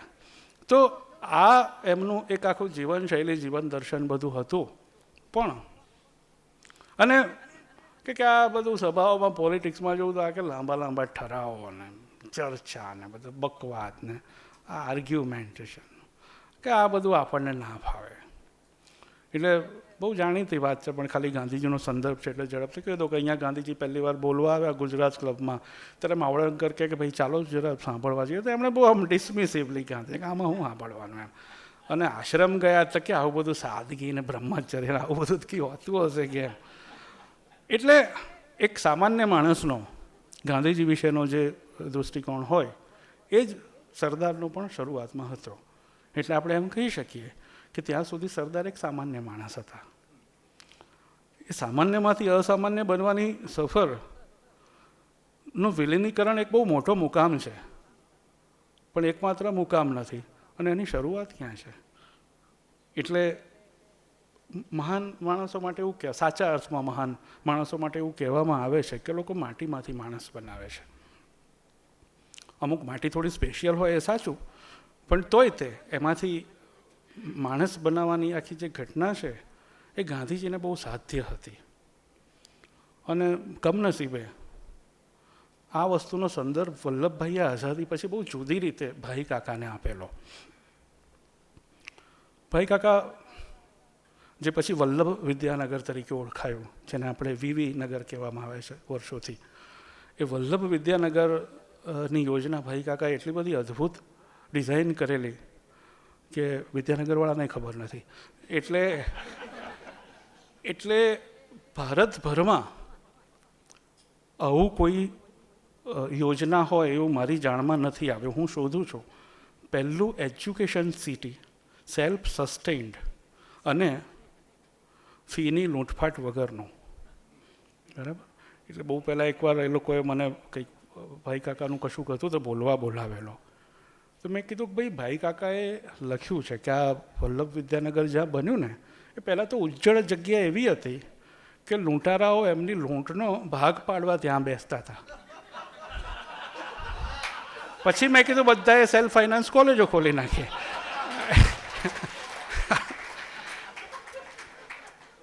એટલે એ ભાઈ કાકા એટલે કોઈ વ્યક્તિ વિશે બધા શેર કરે એવું જરૂરી નથી, પણ વ્યક્તિગત રીતે મને બહુ જ આદર હોય એવા, અને એ બધા જોડે તો આપણે ગમે એટલા ગ્લોબલ સિટીઝનની વાત કરીએ પણ કોઈ કહે કે હું ખેડાનો એટલે એમ થાય ઓહ શું વાત છે એમ, તમે બી એવું તો થાય જ જરા. તો નરસિંહભાઈ પટેલની જેમ, વલ્લભભાઈ તો ખરા જ, પણ નરસિંહભાઈ પટેલની જેમ ભાઈ કાકા માટે પણ એક બહુ જ વિશેષ આદર હંમેશા મનમાં રહ્યો છે કે એ બહુ જુદા પ્રકારના દૃષ્ટા હતા. અને પોતા એટલા દૃષ્ટા હોવા છતાં ગાંધીજી અને સરદાર માટેનો એમનો જે અનન્ય ભાવ હતો. એટલે જ્યારે વલ્લભ વિદ્યાનગર બનાવતા હતા અને બીજી બાજુ મોરારજીભાઈ બિંગ મોરારજીભાઈ મુંબઈ રાજ્યમાં હતા અને કોઓપરેટ નહોતા કરતા, ત્યારે ભાઈ કાકાએ એકવાર વલ્લભભાઈને ફરિયાદ કરી કે આવું છે એમ. એટલે વલ્લભભાઈ કહે કે ભાઈલાલ, આઝાદીની લડત માટે માણસોની જરૂર હતી, એટલે બાપુએ માટીમાંથી માણસો બનાવ્યા. હવે કે બધાના માટીના પગ દેખાઈ રહ્યા છે. તો આ માટીમાંથી માણસ બનનાર પહેલી વ્યક્તિ વલ્લભભાઈ હતા. એટલે હી ન્યૂ ઇટ ફર્સ્ટ હેન્ડ કે ગાંધીજીએ શું કર્યું છે. અને તમે વિચાર કરો કે એક માણસ દોમ દોમ સાહેબીમાં રાચે છે, એના છોકરા બ્રિટિશ ગવર્નર્સ જોડે ઉછર્યા છે, એકબીજાને અંગ્રેજીમાં કાગળો લખે છે આજથી 100-125 વર્ષ પહેલાં. અને એ માણસ, એની પર ગાંધીજીની એવી અસર થાય છે, અને એ અસરનું પહેલું બિંદુ બને છે ચંપારણ. મારી એવી છાપ છે, સાહેબ જેવા કોઈ સુધારી શકે, કે ગાંધીજીએ અહીંયા 1921 આપણે સર્કિટ હાઉસમાં જે એમની સામે રાજદ્રોહનો કેસ ચાલ્યો, ત્યાર પહેલાં ભારતના રાજકીય કેસીસના ઇતિહાસમાં સામાન્ય નિયમ એવો હતો કે સરકાર તમારી પર આરોપ મૂકે અને સામાન્ય રીતે પૂછે કે pleading guilty or not guilty, તમે તમારા આરોપનો સ્વીકાર કરો છો કે નથી કરતા. સામાન્ય રીતે તમે કહો કે નથી કરતો, એટલે પછી તમારી પર કેસ ચલાવવાની કાર્યવાહી ચાલે. ગાંધીજી એવા પહેલા માણસ હતા જેમણે કહ્યું પ્લીડિંગ ગિલ્ટી, અને કહ્યું કે જો આ XY ને Z કરવું એ ગુનો હોય તો મેં એ ગુનો કર્યો છે. એને કારણે તમે શું થયું છે કલ્પી શકો. કોર્ટ કન્ફ્યુઝ થઈ ગઈ અને કે બરખાસ્ત હમણાં બંધ કરો, કે હવે આ તો હાળું આને હવે કે શું કરવાનું, આવું આપણને તૈયારી જ નથી. એટલે લોકમાન્ય તિલક સહિત બીજા બધા પર જ્યારે કેસ ચાલ્યા ત્યારે પ્લીડિંગ નોન ગિલ્ટી પછી કેસ ચાલે. બાપાએ કીધું ગિલ્ટી, બોલો, લખ્યા, શું કરવું હોય. અને પછી એ તો આખો અલગ કેસ છે, એની ચર્ચામાં નથી પડતા. તો ચંપારણમાં એ વસ્તુ ગાંધીજીએ પહેલી વાર એનો પરચો લોકોને મળ્યો. અને હમણાં જરા ઇમરજન્સીનો માહોલ ચાલે છે એટલે એક વાત યાદ આવી કે બંને અર્થમાં, એટલે કે સાહેબ પ્રકાશભાઈ એમના વિશેની પુસ્તિકા કરી ત્યારે એમની સાથે વાત થતી હતી, ત્યારે એમણે કહ્યું કે ઇમરજન્સી વખતે ઇન્દિરા ગાંધીએ અરેસ્ટ કરવામાં, ધરપકડો કરવામાં કોઈની શરમ નહોતી રાખી, પણ કૃપલાણીને હાથ નહોતો અડાડ્યો. કૃપલાણી સરઘસોમાં જતા, વિરોધ કરતા, એમને હાથ નહોતો અડાડ્યો. કારણ એ ચંપારણ સત્યાગ્રહના વખતથી નહેરુ ગાંધીજીને મળ્યા એ પહેલાંથી કૃપલાણી ગાંધીજીના સાથીદાર હતા. અને એનું એક વજન જેવા તેવા ઇન્દિરા ગાંધી ઉપર પણ હતું. તો એ કૃપલાણીને એ ચંપારણ સત્યાગ્રહ, એમાં જ્યારે ગાંધીજીની નિડરતા પહેલી વાર લોકોને જોવા મળી, અદાલતમાં બી હાજર થઈ ગયા, અને બધું. એટલે કે ભાઈ હું કોઈનાથી બીતો નથી ને આ મારો દેશ છે. કારણ કે ત્યાં એમને કીધું ભાઈ તમે તો આઉટસાઇડર છો, હા તમે અહીંયા શું કરો છો, આ તો અમારો ઇન્ટરનલ પ્રોબ્લેમ છે. ત્યારે બાપાએ કીધું કે ભાઈ તમારા કરતાં તો ઓછો જ આઉટસાઇડર છું એમ. તો એ સમાચાર જ્યારે આ ગુજરાત ક્લબમાં પત્તા રમતા વકીલો સુધી પહોંચ્યા, ત્યારે વલ્લભભાઈને થયું કે સાલું આ કોઈ જુદું પ્રાણી આવ્યું છે, અને આ માણસ કંઈક જુદો છે. એક ક્ષણો, એ સમય પછી એ કદાચ થોડાક વધારે પરિચય, મને ગુજરાત સભા એ વખતે જે બનેલી એમાં બંને જણને વધારે થોડોક પરિચય થયો હશે. કમનસીબે એ ગાળાની બહુ જ બધી વિગતો નથી મળતી શરૂઆતની વલ્લભભાઈની. રાજમોહનભાઈની ચરિત્ર જેમણે નહીં વાંચ્યું હોય તેમને મારી ખાસ ભલામણ છે કે એમના જેટલું વિગતવાર કામ, એટલે બે ચરિત્રો, એક તો આપણું નવજીવનમાં થયેલું નરહરિભાઈ એ સરદાર વિશે જે 2 ભાગ કર્યા, અને હમણાં જ આપણે રીપબ્લિશ કર્યા ને, તો એ 2 ભાગ, એનું મહત્ત્વ એ છે કે એમાંનો પહેલો ભાગ વલ્લભભાઈની હયાતીમાં પ્રકાશિત થયેલો, નરહરિભાઈએ જે લખેલું. એને નરહરિભાઈ એ પોતે પણ એક ગાંધીજીના અને સરદારના અભિન્ન સાથીદાર, એટલે એ 2 ખાસ વાંચવા. પૈસા લઈને આવ્યા હોય તો અહીંયાથી ખરીદીને જ જજો, એવી મારી આગ્રહપૂર્વકની ભલામણ છે. અને રાજમોહનભાઈનું પછી ખરીદજો, પણ એ બી ખરીદવા જેવું છે. એ બંનેમાં પણ વલ્લભભાઈ અને આ લોકોની આ ગાળાની વાત બહુ વાંચવા નથી મળતી. ત્યારથી પછી બંનેને ગુજરાત સભા અને પછી તરત આવ્યો ખેડા સત્યાગ્રહ. એટલે ખેડા સત્યાગ્રહમાં પહેલી વાર આ યુતિ થઈ. એટલે નરસિંહ રાવે જેને કૃષ્ણ અર્જુનની યુતિ તરીકે એક શ્લોકમાં ગણાવેલી, એવી યુતિ પહેલી વાર થઈ. અને એ વખતે ગાંધીજીની ફર્સ્ટ ઇમ્પ્રેશન બી કોઈએ લખી છે, અને ગાંધીજીએ પોતે બી કહ્યું છે કે અમને પહેલી વાર જોયા ત્યારે તો એમ હતું કે ભાઈ આ આક્કડ માણસ વળી આ શું કરવાનો છે એમ, અને આની જોડે કેવી રીતે કામ થશે. પછી ખબર પડી, અને એમાંય તે યરવડા જેલમાં જોડે રહ્યા 2 જણ. ત્યારે તો ગાંધીજીએ કહ્યું કે યાર, એટલે તમે એમ કે તમારી બહાદુરી કે શૌર્ય કે આ બધું હું જાણતો હતો, દેશપ્રીતિ જાણતો હતો, પણ તમારામાં આટલી બધી લાગણી છે એની તો મને ખબર જ નહીં એમ. અને એમ કે તમારામાં તો માનો ગુણ છે. અને પછી એ વાંચીએ ત્યારે આપણને ખબર પડે કે નરહરિભાઈએ પણ લખ્યું છે કે નડિયાદમાં વલ્લભભાઈ ભણતા હતા એમના મામાને ત્યાં ને બધે રહીને, ત્યારે કોઈ મિત્રનું નાનું બાળક હતું, તો સાવ નાનું ઇન્ફન્ટ, એને વલ્લભભાઈ આખી રાત એનું ધ્યાન રાખે ને પેલું બાળક ઝાડો પેશાબ કરે તો એની બી બધી સફાઈ કરે. તો એમનામાં એ એક ટ્રેટ, એ એક લક્ષણ પણ હતું. અને એ ગાંધીજીને એનો અનુભવ યરવડામાં થયો. અને લાગણી એટલે કેવી લાગણી! યરવડા જેલમાં વલ્લભભાઈએ ગાંધીજીની જે મસ્તી કરી છે, ગાંધીજી જોડે આટલી બધી છૂટછાટ રમૂજ કરવાની ખાલી 2 જ જણે લીધી છે મોટે ભાગે એમ, અને ક્રૂડ પ્રકારની. એક સરોજિની નાયડુ અને બીજા સરદાર. અને એ 2 ગાંધીજીથી 6-7 વર્ષે જ નાના હતા. એનું આમાં કંઈ લોજિક છે કે નહીં મને ખબર નથી, પણ બીજા બધા નેતાઓ બહુ નાના હતા. આ 2 6-7 વર્ષે નાના હતા. એટલી બધી રમૂજો, એટલું બધું ગાંધીજીને આમ આમ એટલે, પણ ગાંધીજીની બ્યુટી એ હતી કે એમની પોતાની સેન્સ ઓફ હ્યુમર બ્રિટિશ હતી, એકદમ બારીક. અને તોય એ ચરોતરીને પ્રોપર એન્જોય કરી શકતા, અને એમાં કોઈ ડંખ કે અપમાન જોતા નહોતા. ઉપવાસ કર્યા અલગ મતદાર મંડળ સામે પૂના કરાર પહેલાં. એ પછી ધીમે ધીમે બાપાની તબિયત સુધરી એટલે પેલું ટોવેલ, પેલા નેપકિન્સથી પેલું સ્પંજ કરે વલ્લભભાઈ બાપાને. વલ્લભભાઈએ જે સેવા કરી છે, ગાંધીજીએ જે લખ્યું છે કે હું રાત્રે ઊંઘમાં મારી ઝીણામાં ઝીણી મૂવમેન્ટનું પણ વલ્લભભાઈ ધ્યાન રાખતા હોય. એટલે પેલી માવાળી જે કાળજી કહી ને તે આ માટે. તો કે વલ્લભભાઈ બધું 5-6 કંઈ નેપકિન પલાળીને લાયા હશે.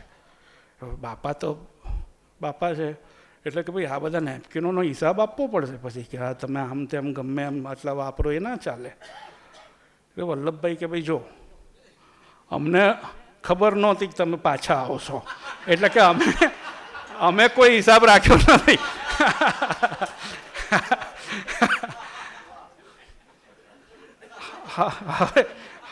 હવે તમે આ ખાલી આટલું વાંચો તો તમને એમ થાય કે આ માણસ કેવો ક્રૂડ છે. આપણે કંઈક અંશે ફુવડ કહી શકીએ. આ એ માણસ છે જેના વિશે મહાદેવભાઈએ લખ્યું છે કે ગાંધીજીના ઉપવાસ ચાલુ હતા ત્યારે વલ્લભભાઈનો વિનોદ સુકાઈ ગયો. હવે આ વસ્તુ છે કે એક માણસ, એને તમે આખો જુઓ ત્યારે શું જોવા મળે છે? એ સુકાઈ ગયેલો વિનોદ પાછો ફૂટે છે ત્યારે પેલો જ આવે છે કે અમને ક્યાં ખબર કે ભાઈ તમે પાછા આવશો. તો એ બે વચ્ચેનું ઇક્વેશન કેવું હતું એના વિશે બહુ જ બધા લોકોએ જુદું જુદું લખ્યું છે. અને એનો બી આખો જે પટ છે, સ્પેક્ટ્રમ, એ બહુ નવાઈ ઉપજાવે એવો છે. શરૂઆત ત્યાંથી થાય છે કે વલ્લભભાઈ ગાંધીજીના અંધભક્ત હતા. એ પહેલો પોઈન્ટ છે એ પટનો, એ સ્પેક્ટ્રમનો. અને એ તો કે ભાઈ બરાબર, એમને તો પોતાનો કોઈ ગાંધીજી કે એમાં હાય હા કરવી. એટલે ગાંધીજીએ બી કહ્યું છે 1 થી વધારે વાર કે આ માણસ છે ને એ કોઈની હામાં હા કરે એવો નથી. 1932-33ની આસપાસ એક અંગ્રેજી પત્રકાર જોડે વાત કરતા હતા, પેટ્રિક લેસી. એમને ગાંધીજી એમણે પૂછ્યું કે વલ્લભભાઈનું શું છે તમારું ઇક્વેશન? એટલે કે એમના પોતાના અભિપ્રાયો છે કે નથી એવું નથી, પણ એવું માને છે કે મૂળભૂત બાબતોમાં એકરૂપતા હોય ત્યારે ઝીણા ઝીણા મુદ્દા ઉઠાવવાનો અર્થ નથી. મને લાગે છે કે કોઈની જોડે કામ કરવાની આનાથી વધારે કોઈ સારી ચાવી હોઈ ના શકે. અને ગાંધીજીને આ વસ્તુ બહુ અદ્ભુત. ગાંધીજી તો સાહિત્યકારોના સાહિત્યકાર હતા, એટલે એ જે રીતે એક વસ્તુ મૂકી શકે, એટલે એક હતા, એક વર્ઝન કહે છે કે ભાઈ એક વર્ઝન પણ એક ઇન્ટરપ્રિટેશન કહે છે કે ભાઈ અંધભક્ત હતા. બીજા કાકા સાહેબ જેવા આવે, કાકા સાહેબ બી છે, કાકા સાહેબ કે આ શિષ્ય એવો છે જેને એકવાર ગુરુ મંત્ર આપ્યો એટલે બસ થયું, એને વારે ઘડીએ ઘૂંટવો ના પડે. આ બી એક છે. વલ્લભભાઈ પોતે બી કે એમણે પેલી એમની જે અડધી પીચ સ્ટાઇલમાં એકવાર કહેલું કે હું કંઈ મૂર્ખો નથી કે આ અડધો હાથ પોતળી બાંધેલાની પાછળ ગાંડો થઈને ફરું એમ. એવું એમણે કહ્યું હતું કે ભાઈ મને ખબર છે કે આની પાછળ 40 એટલે એક દાડો લોકો મારી ઉપર થૂંકવાના છે. થૂંકવાની જુદી જુદી રીતો હોય છે, પ્રતિમા બનાવીને પણ થૂંકી શકાય. તો એ એમને ખબર હતી, પણ એમના મનમાં બહુ ક્લેરિટી હતી. અને રાજમોહનભાઈ એક ઠેકાણે લખ્યું છે કે એક બે અપવાદોને બાદ કરતા 1945-46 પહેલાં સુધી વલ્લભભાઈએ ક્યારેય ગાંધીજીનો બોલ ઉથાપ્યો નથી. એક બે અપવાદો છે, મજબૂત અપવાદો છે, પણ એમાંય આદર ઓછો નથી. એમાં વલ્લભભાઈનું સ્ટેન્ડ એવું રહ્યું છે કે આપણે ગાંધીજીના રસ્તે ના ચાલી શકતા હોઈએ તો આપણે ગુજરાતીમાં કહી દેવું જોઈએ કે આપણી શક્તિ નથી. એમનું નામ વાપરીને પછી એમના રસ્તે નહીં ચાલવું હોય એમનું અપમાન છે. અને ગાંધીજી એમને ચોઈસ આપી છે. ગાંધીજી એવું છે કે ગાંધીજી બધાને ચોઈસ આપતા હતા, પણ બાપાની ચોઈસો બી બહુ ભેદી હોય અમુક વાર, એટલે તમને લાગે કે આપી પણ ખરેખર ના આપી હોય. તો પણ વલ્લભભાઈને પણ આપેલી. અથવા તો જ્યારે બીજું વિશ્વયુદ્ધ થયું ત્યારે ભાઈ વલ્લભભાઈ નહેરુ, બીજું આ છે કે વલ્લભભાઈ નહેરુ લડ્યા છે એના કરતાં ભેગા વધારે રહ્યા છે. એ લડ્યા નથી એવું મેં નથી કહ્યું, એ લડ્યા જ છે. અને આપણે ધારીએ છીએ એવી રીતે નથી લડ્યા, પણ ખાસી મજબૂત રીતે લડ્યા છે, આર્ગ્યુમેન્ટ્સ થઈ છે. પણ વિખવાદના પ્રસંગો કરતાં જોડે કામ કરવાના પ્રસંગો હંમેશા વધારે રહ્યા છે. પણ આપણને પેલું આ વાદ્યને અપરસ વિશેષ ભાવ એવું હોય છે ને, એટલે લોકોને એમાં વધારે રસ પડે. તો બીજા વિશ્વયુદ્ધ વખતે વલ્લભભાઈને નહેરુને બધાને થયું કે ભાઈ બ્રિટન બરાબર ભીંસમાં છે, કારણ કે શરૂઆતમાં તમે જાણો છો હિટલરનું પેલું નાઝી સેના એકદમ ફરી વળેલી. એટલે કે અત્યારે બેટાઓ દાવમાં આવ્યા છે. આપણે એવું કહીએ કે, અને એમણે તો ભારતને પૂછ્યા વગર જ ભારતને સંડોવી દીધેલું યુદ્ધમાં. તો કે ભાઈ એમને આપણે કહીએ કે અમે ટેકો આપીએ તમને અત્યારે કોંગ્રેસ, બદલામાં યુદ્ધ પૂરું થાય પછી તમારે ભારતને આઝાદી આપવાની. ગાંધીજી કે ભાઈ એવું ના હોય, આપણે યુદ્ધમાં તો ટેકો ના જ આપી શકીએ. હવે ગાંધીજી બી છે ને બહુ અઘરી જણાશ છે. તમારે એમને સમજવા હોય તો, કારણ કે આ ગાંધીજીને આ વલ્લભભાઈ પહેલા વિશ્વયુદ્ધ વખતે સૈનિકોની ભરતી કરવા ફરે છે ખેડા જિલ્લામાં, અને લોકો તરફથી જે કડવા અનુભવ થાય છે ને બે જણને, હજી થોડા મહિના પહેલાં તો ખેડા સત્યાગ્રહ માટે લોકોએ બિરદાવલીઓ ગાઈ છે બે જણની. અને પછી કહે છે કે ચાલો પહેલાં વિશ્વયુદ્ધમાં સૈનિકોની ભરતી કરવાની છે. એટલે આપણને થાય કે આ વળી બાપાને શું કમત સૂજી, બંદૂક ઉપાડવાની વાત કરે છે. જોકે બાપા કંઈ બી કરે. એકવાર મગનલાલ ગાંધી આશ્રમના સંચાલક, આશ્રમનો પ્રાણ, એમણે કીધું કે આ બાપા બધું આશ્રમમાં વાંદરા ને બધાનો 4 પગવાળા એનો બહુ ત્રાસ છે. તો બાપા કહે છે બંદૂક લાવો. તો મગનલાલ ગાંધી થઈ ગયા કે શું વાત કરો છો, કે આપણાથી કે અરે કે હું બેઠો છું ને જવાબ આપનારો, લાવો લાવો કે. કારણ કે એનાથી મારવાના ના હોય, ભગાડવાના હોય. એ પછી આપણે સમજવાનું છે કે બાપા ના કે મગનલાલ ન આવે નિશાનને ઠાર કરો એમ. તો પહેલા વિશ્વયુદ્ધ વખતે વલ્લભભાઈ જે સરદાર નહોતા બન્યા અને હજુ બહુ દૂર હતા સરદાર બનવાથી, એ અને ગાંધીજી સૈનિકોની ભરતી બ્રિટનના લશ્કરમાં. કેમ? તો કે આપણે હથિયાર નહીં ઉપાડવાના, આપણે મોરચે જઈને શહીદ થઈને આપણી અહિંસાનો પરચો આપવાનો. લોકો કહે છે કે આ કાર્યક્રમ બહુ નિષ્ફળ ગયો, પણ આ એજન્ડા એટલો બધો ખતરનાક હતો કે એમાં 100 જણ રજીસ્ટર થયા ને એ મને બહુ મોટી સફળતા લાગે છે કે 100 જણ આના માટે તૈયાર થયા. તો આ વલ્લભભાઈ અને ગાંધીજી પહેલા વિશ્વયુદ્ધમાં સૈનિકોની ભરતી, બીજા વિશ્વયુદ્ધ વખતે 2 જણ સામે ઊભા છે. અને જ્યારે સામે ઊભા છે ત્યારે વલ્લભભાઈની જોડે જવાહરલાલ છે અને ગાંધીજી સામે છે.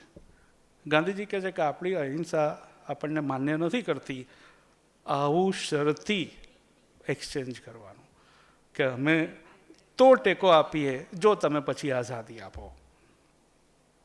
એ મુદ્દે અને પછી એમણે કીધું વલ્લભભાઈને કે છેવટે તમારે જે કરવું હોય તે કરો. અને પછી એ લોકોના રસ્તા એટલા પૂરતા જુદા પડ્યા. હવે આમાં પછી ગમ્મત એવી થઈ કે બ્રિટને આ બેને કીધું કે અમારે નથી જોઈતો આવો ટેકો, એટલે બાપાને બી દુઃખી કર્યા અને ત્યાં કામ ના થયું. આવા 2-3 અપવાદોને બાદ કરતા વલ્લભભાઈ હંમેશા ઠેઠ ખિલાફત આંદોલન 1920થી લઈ અને ગાંધીજી કે એમ, એટલે બધા કે અંધ અનુયાયી, પણ કે ના, એમનો બિલકુલ અભિપ્રાય હોય છે. પણ પેલી પેટ્રિક લેસીને કહ્યું હતું એ યાદ રાખવાનું કે મૂળ મુદ્દા વિશે. અચ્છા, હવે આ મૂળ મુદ્દો એટલે શું? ગાંધીજી અને વલ્લભભાઈ વચ્ચે મૂળ મુદ્દો એટલે શું? એકાદશ વ્રતમાંનો એક કે નહીં, એ બ્રહ્મા આપણે રહેવા જેવું નથી ને કોઈને રાખવા જેવાય નથી.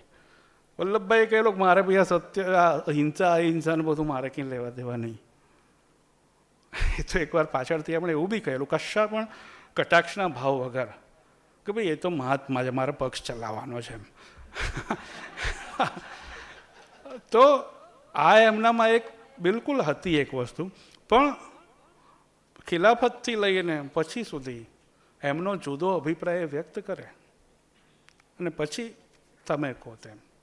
તો આ એક નકરું અનુયાયીપણું નહોતું, એ ગાંધીજીના દર્શનમાં વલ્લભભાઈએ જોઈ વિચારીને મૂકેલો વિશ્વાસ હતો. વલ્લભભાઈ જેવો માણસ કોકની ઉપર એમને વિશ્વાસ મૂકે જ નહીં. એમણે વિશ્વાસ મૂકતા પહેલાં બધી દિશાનું વિચારી લીધું હશે અને પછી એ મૂક્યો. એટલે ખિલાફતમાં શરૂઆતમાં ઇન્દુલાલને કહે કે આ યાર શું કે આ ત્યાં બધું થાય છે અને એમાં અહીંયાના મુસલમાનોને શું, અને આપણે મુસલમાનોને શું કરવા ટેકો કરવો જોઈએ, એવું ઇન્દુલાલને કહે. અને થોડા જ વખતમાં એ ગાંધીજીની ભાષા બોલતા થઈ ગયા.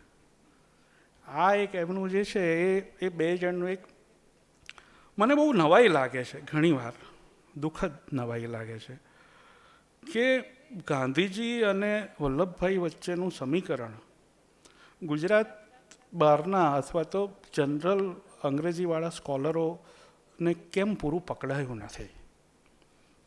નહેરુની પ્રતિભાને જરાય ઓછી આંક્યા વગર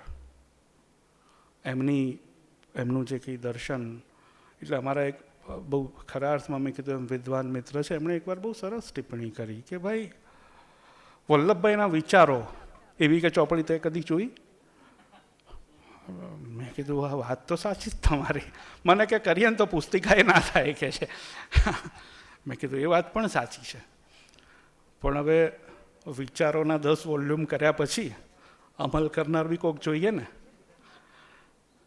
તો વલ્લભભાઈ એ હતા, એમના મનમાં અને એમના ચરોતરી આત્મામાં આ ઇઝમોને કોઈ સ્થાન નહોતું.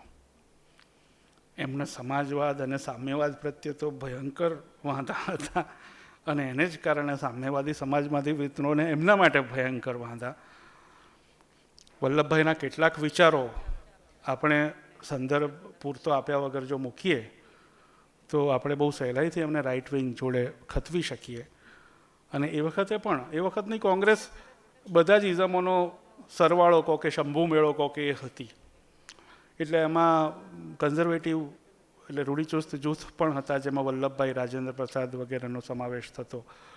અને નહેરુ પ્રકારના સોશિયલિસ્ટ લીનિંગ ધરાવતા, સમાજવાદી લીનિંગ ધરાવતા લોકો પણ હતા. અને પછી યંગ લોકોમાં જયપ્રકાશ ને બીજા બધા. તો આ એક વલ્લભભાઈમાં હંમેશા રહ્યું કે ભાઈ પ્રધાન બન્યા પછી પણ ટ્રેડ યુનિયનો સામે એમને બહુ વાંધો, અને હડતાળોથી તો ભયંકર વાંધો. તો આપણો આત્મા પછીના વર્ષોમાં ઘડાયેલો એ મજૂરોના હકને અમુક રીતે જુએ છે. ટ્રેડ યુનિયનિઝમના બહુ જ બધા દૂષણો છે, પણ એ સમરીલી ન હોવું જોઈએ એવું માનવા રાજી નથી થતો આપણો આત્મા. એને વલ્લભભાઈના આ બધા વિચારો સામે એક વાજબી રીતે પ્રશ્ન થઈ શકે. પણ વલ્લભભાઈના આ બધા વિચારો જોતી વખત આપણે એ યાદ રાખવું જોઈએ, ખાસ કરીને આઝાદીના અરસામાં ને આઝાદી પછી, કે એક દેશ નવો નવો આઝાદ થયો છે, જબરદસ્ત અંધાધૂંધીમાં છે, ફ્લક્સમાં છે, જબરદસ્ત. કારણ કે ભાગલા અને ભયંકર હિંસા એટલે અનપ્રેસિડેન્ટેડ દક્ષિણ એશિયાના ઇતિહાસમાં ભાગ્યે જ જોવા મળી હોય એવી હિંસા. બીજી તરફ ભારતનો બહુ જ મોટો હિસ્સો, આપણે જેને આજે ભારત કહીએ છીએ એનો બહુ જ મોટો હિસ્સો ભારતમાં ન હોવાની ભૌગોલિક વાસ્તવિકતા. નિરાશ્રિતોનો પ્રશ્ન જે લાખોની સંખ્યામાં છે અને એમનું શું કરવું, કમ્યુનલી ચાર્જ વાતાવરણ, અને વળી પાછી એમાં ગાંધીજીની હત્યા. આ બધાની વચ્ચે વલ્લભભાઈ જેવા, મને વલ્લભભાઈ હંમેશા ડાબેરી જમણેરી નહીં પણ એક પ્રોપર રૂથલેસ, નિષ્ઠુર વહીવટ કરતા લાગ્યા છે, એડમિનિસ્ટ્રેટર. એમના વલણો છે. એટલે ભાગલા વખતે હિન્દુ કોમવાદી છાપા પણ હતા અને મુસલમાન કોમવાદી છાપા પણ હતા. તો નહેરુનું વલણ એવું હોય કે મુસલમાન કોમવાદી છાપું છે એને નોટિસ આપવી જોઈએ, અને હિન્દુ કોમવાદી છાપું છે એની ડિપોઝિટ જપ્ત કરવી જોઈએ. વલ્લભભાઈનું એવું વલણ હોય કે હિન્દુ કોમવાદી છાપાને નોટિસ આપવી જોઈએ અને મુસલમાન કોમવાદી છાપું છે એની ડિપોઝિટ જપ્ત કરવી જોઈએ. હવે આ વાત છે, આ એક ડેટા છે. હવે ડેટાના અર્થઘટનનો આખો મામલો હોય છે. હું આમાંથી એવું અર્થઘટન કાઢું છું કે બંને એવું તો ઈચ્છતા જ હતા કે બે કોમવાદીઓ સામે પગલાં લેવા. પગલાંની ગ્રેવિટી, ગંભીરતા, તીવ્રતા જુદી જુદી હતી. તો વલ્લભભાઈ એ હદે એક સ્વાભાવિક હિન્દુ હતા. સ્વાભાવિક હિન્દુ મને ખબર નથી, બરાબર શબ્દ નથી, પણ he was feeling like that. અને મેં કીધું મેં પેલો આખો ચરોતરવાળો મામલો હતો, એટલે 30s એકવાર ગાંધીજી જોડે કંઈ વાત કરતા હતા તો સહજતાથી કીધું કે એ તો બાપુ મિયાન મહાદેવને ક્યાં મેળ પડે એમ. પછી ગાંધીજીએ કીધું કે આપણે પડાવવાનો છે, આપણે પડાયો બી છે એમ. તો કે હા બરાબર, વાત સાચી છે. તો આપણે જ્યારે કોઈ વ્યક્તિને કોમવાદી કહીએ છીએ અથવા તો સેક્યુલર નથી એમ કહીએ છીએ, ત્યારે આપણે સમજવું પડે છે કે કોઈ વ્યક્તિ તમારી બાંધેલી વ્યાખ્યા પ્રમાણેની સેક્યુલર નથી, ધારો કે, તો એ પછી એક બહુ જ મોટો પટ બચે છે. તમારી વ્યાખ્યા પ્રમાણેની સેક્યુલર ન હોય એવી વ્યક્તિ આપોઆપ કોમવાદી નથી બની જતી. એ પછી બહુ જ મોટી રેન્જ બચે છે, અને એ રેન્જમાં બહુ શેડ છે. આપણે એ શેડમાં ઉતરવું જોઈએ, નહીં તો આપણે જાણે અજાણે, કારણ અકારણ એ વ્યક્તિને એના વધારે ને વધારે તીવ્ર શેડ તરફ ધકેલતા જઈએ છીએ. એટલે જે સેક્યુલર મિત્રો છે એમણે આ વાત બહુ જ ખાસ ધ્યાન રાખીને સાંભળવા સમજવાની જરૂર છે કે આપણી વ્યાખ્યા પ્રમાણે કોઈ સેક્યુલર ન હોય આપોઆપ કમ્યુનલ નથી થઈ જતો. એનો અર્થ એવો નથી કમ્યુનલને કમ્યુનલ નહીં કહેવાનું, પણ સમજવાનું કે શું છે. એટલે વલ્લભભાઈનું મેં ઠીક વાંચવાનું થયું મારે આ પુસ્તક નિમિત્તે. એમાં મેં ક્યાંય એવું નથી જોયું કે વલ્લભભાઈએ કીધું હોય કે આ મુસલમાનોને તો મારી જ નાખવા જોઈએ. મોબ લિન્ચિંગ જેવી ઘટના અથવા તો એન્ટિસિપેટરી વાયોલન્સ કે પેલા લોકોને આપણે મારીએ, કેમ? તો કે આપણને મારવા આવશે એટલે. પછી આપણાથી એમ ના પૂછાય કે મારવા કેમ આવશે, તો કે આપણે કાલે મારી આવ્યા હતા ને એટલે. પણ એન્ટિસિપેટરી વાયોલન્સ આ બધાને એમણે કદી માન્યતા નથી આપી.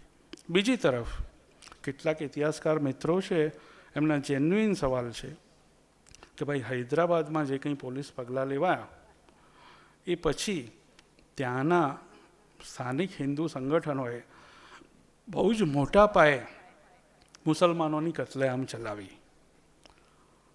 નહેરુ પણ એના વિશે અંધારામાં હતા. વલ્લભભાઈ અંધારામાં નહીં હતા. એમને કોઈને કોઈ રીતે ખબર હતી, પછી એનો અહેવાલ કોઈની પાસે કરાવવામાં આવ્યો, એ સબમિટ પણ થયો, પણ એની પર કશા પગલાં ના લેવાયા. તો આ એક ઇતિહાસની હકીકત છે કે આવું બન્યું. હવે તમે આમાં વલ્લભભાઈને કઈ હદના અને કેટલા સામેલ ગણો છો એનો આધાર તમારી અભ્યાસ અને વિવેક બુદ્ધિ પર જાય છે.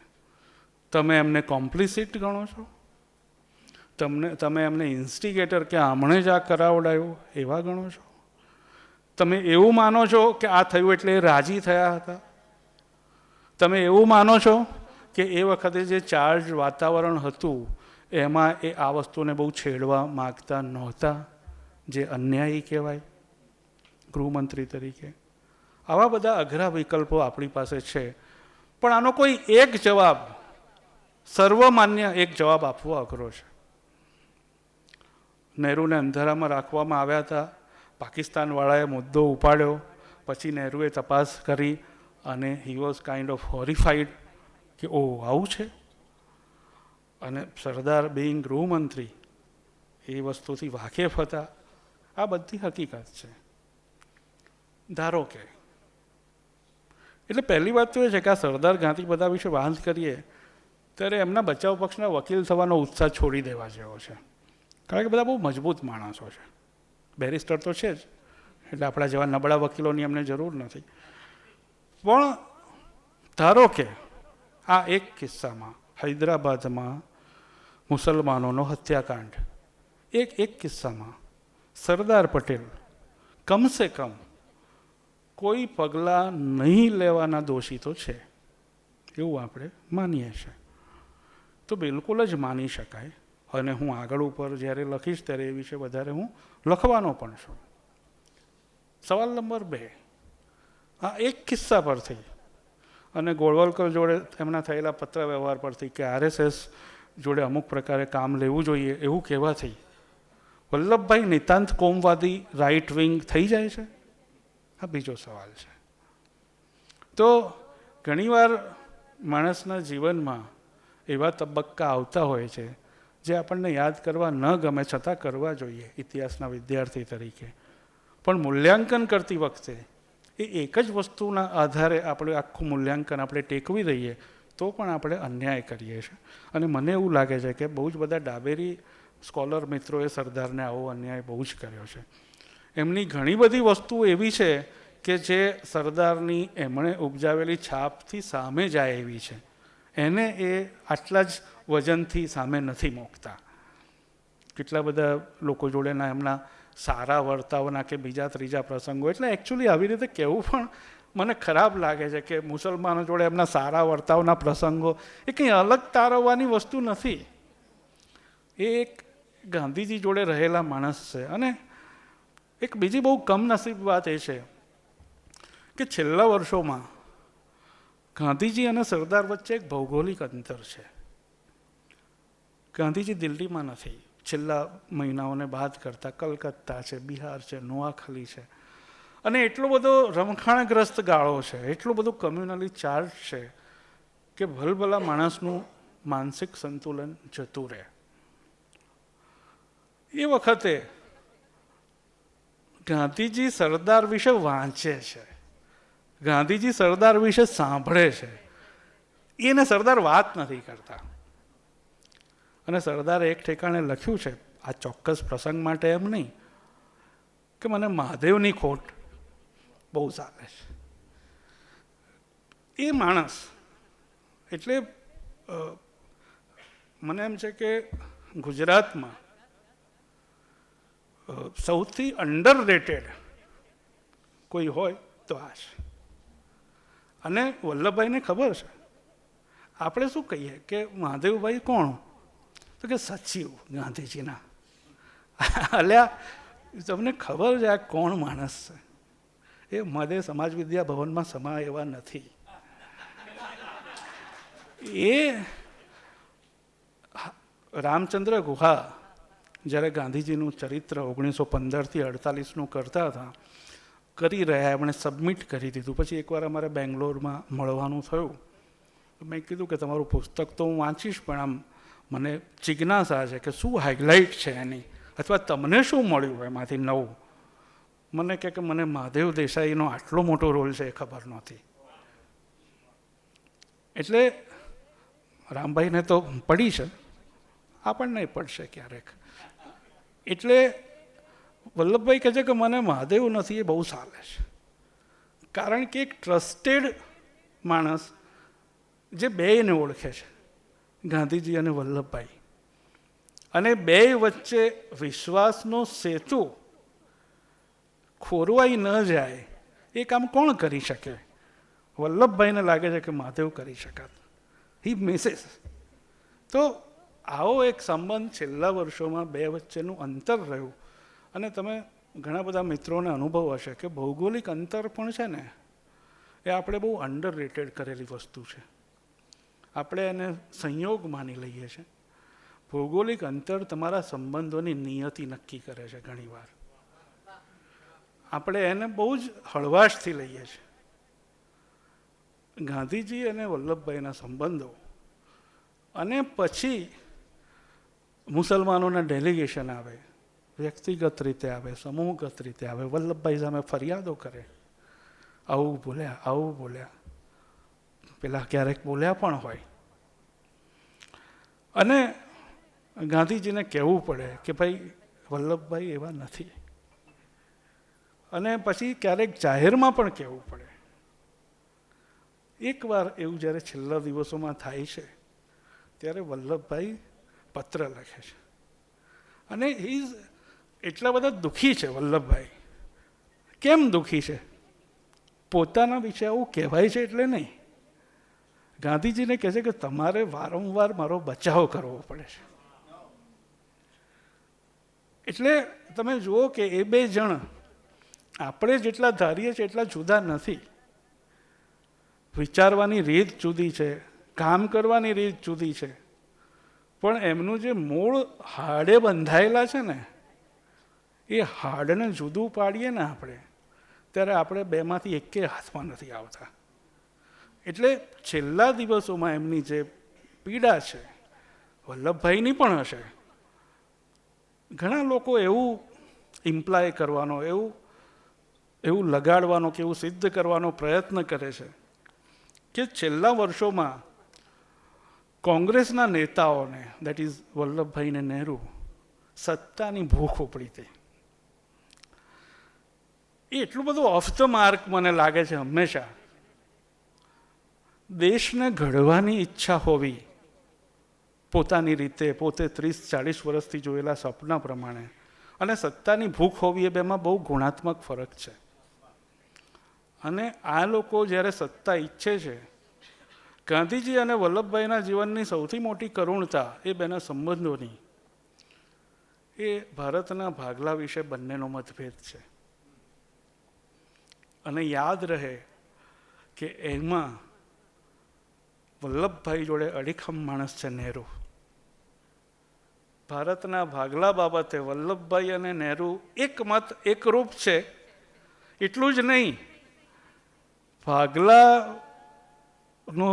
ભાગલા નક્કી થયા, એ નિર્ણય ગાંધીજીને સ્વીકાર્ય બનાવવાની જવાબદારી નહેરુ વલ્લભભાઈ પર નાખે છે.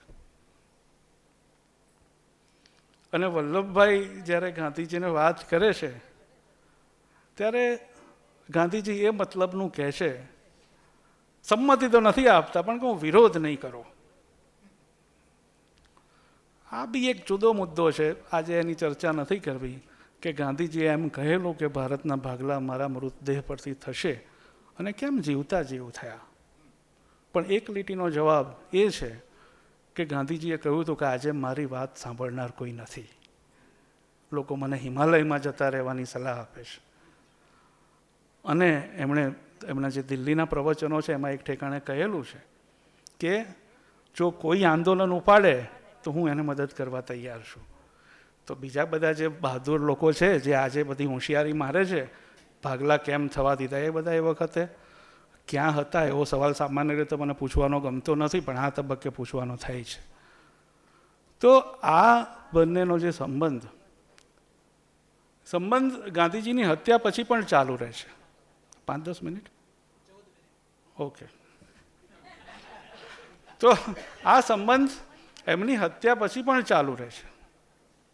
એમની હત્યા પછી પૂરતી તપાસ કર્યા પછી વલ્લભભાઈ RSS પર પ્રતિબંધ મૂકે છે ગૃહપ્રધાન તરીકે.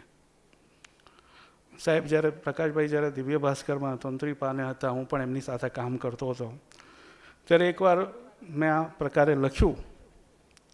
ત્યારે એક સિનિયર સંઘના એક સિનિયર અમદાવાદના નેતા છે, એમણે દિવ્ય ભાસ્કરમાં પત્ર લખ્યો અને એમ કહ્યું કે આખી વાત જ ખોટી છે, વલ્લભભાઈએ કદી સંઘ પર પ્રતિબંધ મૂક્યો જ નથી. કોન્ફિડન્સ જેવી બી એક વસ્તુ હોય છે.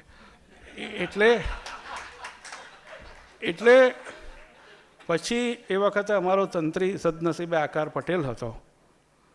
એટલે પટેલે કાગળ બી છાપ્યો એમનો, અને જોડે મારો કાગળ પણ છાપ્યો, જેમાં મેં હિન્દુસ્તાન ટાઈમ્સની તારીખ આપેલી કે કઈ તારીખના હિન્દુસ્તાન ટાઈમ્સમાં આ સમાચાર છપાયા છે. ધાડ દઈને ના જ કહી દેવાનો, માણસ ચંદ્ર પર પહોંચ્યો જ નથી. હવે કરો સાબિત કરવાનું આપણે. ગાંધીજીની હત્યા થઈ પછી એટલે વલ્લભભાઈનું જેને અંગ્રેજીમાં પ્રેગ્મેટિઝમ કહે છે, અથવા જેને આપણે એક વ્યવહાર સૂઝ કહી શકીએ, એક એવી વાત આવે છે કે બિરલાનું ઘર લઈ લો સ્મારક બનાવવા માટે. વલ્લભભાઈ સ્પષ્ટ શબ્દોમાં કાગળમાં એમણે લખ્યું છે કે આ ખોટી વાત છે. મને ખબર છે કે આની પાછળ દેવદાસનો સેન્ટિમેન્ટ છે, ગાંધીજીના બહુ જ વિદ્વાન પુત્ર. પણ કે આવું એમણે લખ્યું હતું કે નહીં ખબર નથી, પણ કદાચ ના લખ્યું હોય તો લખી શકે કે પછી આવી રીતે કોઈ આપણને રહેવા નહીં દે એમ. આપણે આવી રીતે બધા જ ઘરો નેતાઓ જ્યાં રહ્યા હોય તે જપ્ત કરતા જઈશું. ગાંધીજી એવી વાત આવે છે કે ગાંધીજીના અસ્થિનું શું કરવું? તો કે ભારતની બધી નદીઓમાં વહાવો એમ. આમાં એવું છે કે આવું બધું વિચારવાની બહુ મજા આવે. પણ વલ્લભભાઈ જોડે તમે જાઓ ને એટલે એક મિનિટ, ગાંધીજીના અસ્થિની ક્વોન્ટિટી જ એટલી બધી નથી કે બધી નદીઓમાં વહાઈ શકાય. હવે આને તમે કેમ પહોંચો? પછી એમનું સ્મારક બનાવવાની વાત આવે છે. તો સ્મારક બનાવવાની વાત આવે છે, વલ્લભભાઈ વિરુદ્ધમાં છે. આમનું કે શું, એમને તમે અનુસરો એ જ એમનું સ્મારક. સાચો શિષ્ય છે. પછી બહુ દબાણ થાય છે. તો એમને થાય છે કે બહુ દબાણ થાય છે, પણ કોંગ્રેસમાં વલ્લભભાઈ સિવાય બીજા કોઈને રૂપિયા ઉઘરાવતા આવડતું નથી. વલ્લભભાઈ રૂપિયા ઉઘરાવવાનું કામ 1921થી કરે છે, અને દાદાગીરીથી. હિન્દુલાલે અદ્ભુત ચિત્ર આપ્યું છે કે પહેલાં તો અમદાવાદના શેઠિયાઓને ત્યાં રૂપિયા ઉઘરાવવા જઈએ તો પગના ચપ્પલ ઘસાઈ જાય. વલ્લભભાઈ તો કે બેઠા હોય કોંગ્રેસ હાઉસ પર, તડાકા મારતા હોય, કોકને હસાવે, કોકને ખખડાવે, અને શેઠો આવીને રૂપિયા આપી જાય. તો એમને ફાવે છે ટૂંકમાં. એટલે રૂપિયા ઉઘરાવાતા નથી બીજા કોઈથી. એ વખતે વલ્લભભાઈ મસૂરીમાં આરામ કરે છે, બધા ત્યાં જાય છે. વલ્લભભાઈ કે સારું. એવું નહીં કે બસ આપણે કીધું ના એટલે ના. ભાઈ છેવટે વાત તો ગુરુની છે કે ઓકે. એ મસૂરીમાં જ ઉદ્યોગપતિઓની બેઠક બોલાવે છે. ક્લાઉડ એમના વિશે હંમેશા એવું કહેવાતું રહ્યું છે કે ઉદ્યોગપતિઓના મિત્ર હતા. વલ્લભભાઈ કે હા બિલકુલ છું જ. કોઈએ કીધું કે તમે ફલાણે ઠેકાણે જાઓ છો, ક્યાં ઉતરવાના?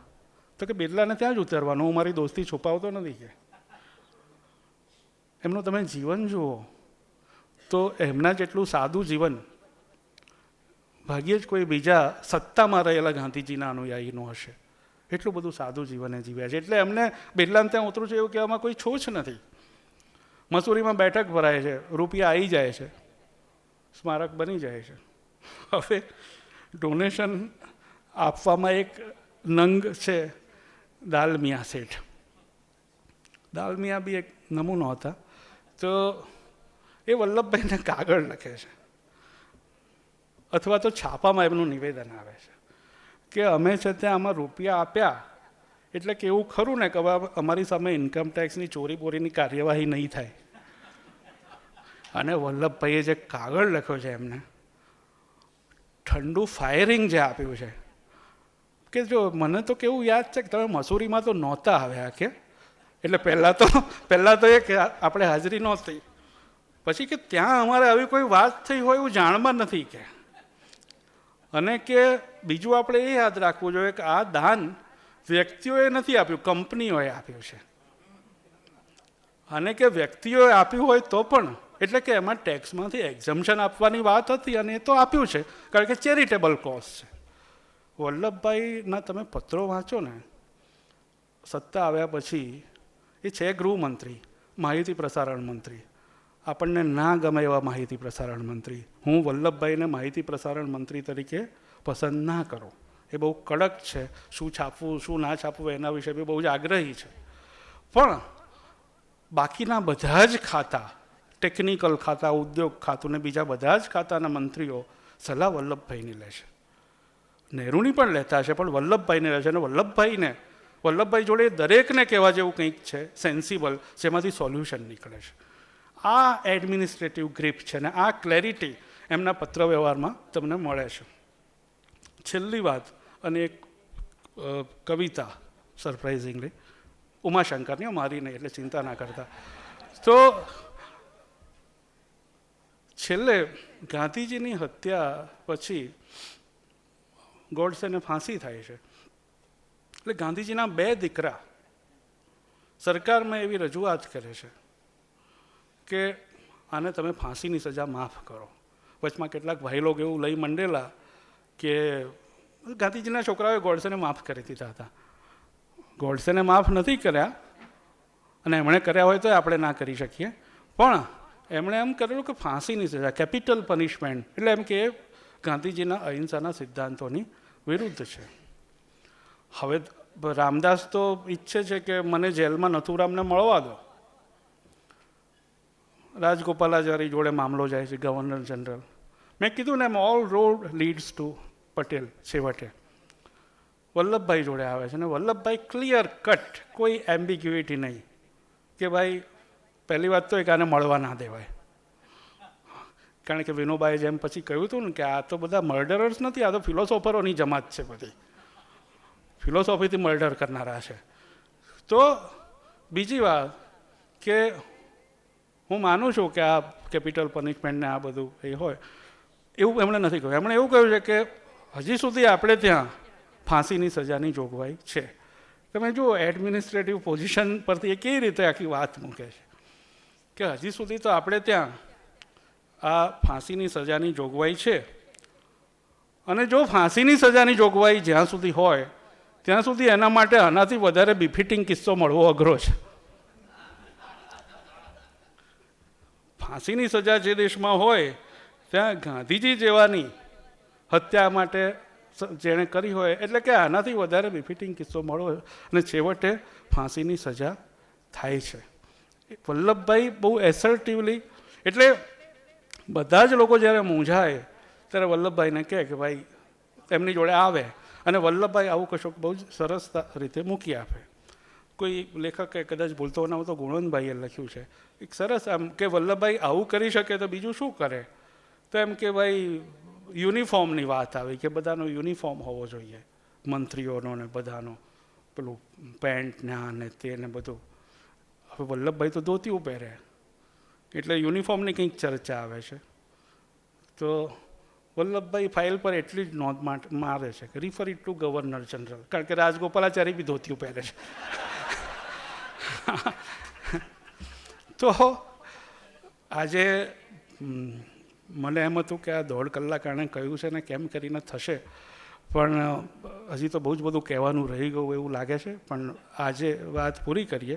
છેલ્લે ગાંધીજી વિશેની કવિતાઓ અને બધું આપણે બહુ જાણતા હોઈએ છીએ. સરદાર વિશે થોડી ઘણી સારી કવિતાઓ લખાયેલી છે. એક તો હરિવંશરાય બચ્ચને લખેલી છે, તમને મળી જશે. પણ ઉમાશંકરની છે એ બહુ વિશિષ્ટ છે, અને ઉમાશંકરે લખેલી છે એનું બી એક મને આકર્ષણ છે. એ હા, તમે યાર બહુ યાદ રાખો છો. હા, એ કવિતા પછી વાંચું. હા, તો કવિતા છે સરદાર. કવિ, મજબૂત કવિ કેવા હોય એનું બી આમાં તમને સરદારની જોડે ઉમાશંકરનો પણ પરિચય મળશે. પગ પર પગ ટેકવી એ બેસે છે, નમેલા ખભા, ચહેરા પર ઊંડા ચાસ, આંખો એક સાથે નિર્ભીક શોધતી માયાળો, નિર્ભીક શોધતી માયાળો, મસ્તિષ્ક ઠંડુ, અગ્નિ ઝરતા શબ્દોનું ઉદ્ભવ સ્થાન. મસ્તિષ્ક ઠંડુ, અગ્નિ ઝરતા શબ્દોનું ઉદ્ભવ સ્થાન. તમે કદી એમને બોલતા સાંભળ્યા છે? એ શબ્દો ઉચ્ચારતા નથી. ભૂખથી બરખાતી વિરાટ પ્રજાના હિજરાતા આત્માની તાકાતને એ એકત્રિત કરે છે, અને એમનું લોખંડી કટ્ટર વ્યક્તિત્વ એમાંથી નિપજાવે છે શબ્દ પંખાળા શસ્ત્ર. શબ્દ પંખાળા શસ્ત્ર. ગંધાતા દુરિત પ્રતિ, અનિષ્ટો પ્રતિ, ગંધાતા દુરિત પ્રતિ ધારદાર શબ્દોના ઘા કરવામાં એ રાચે છે.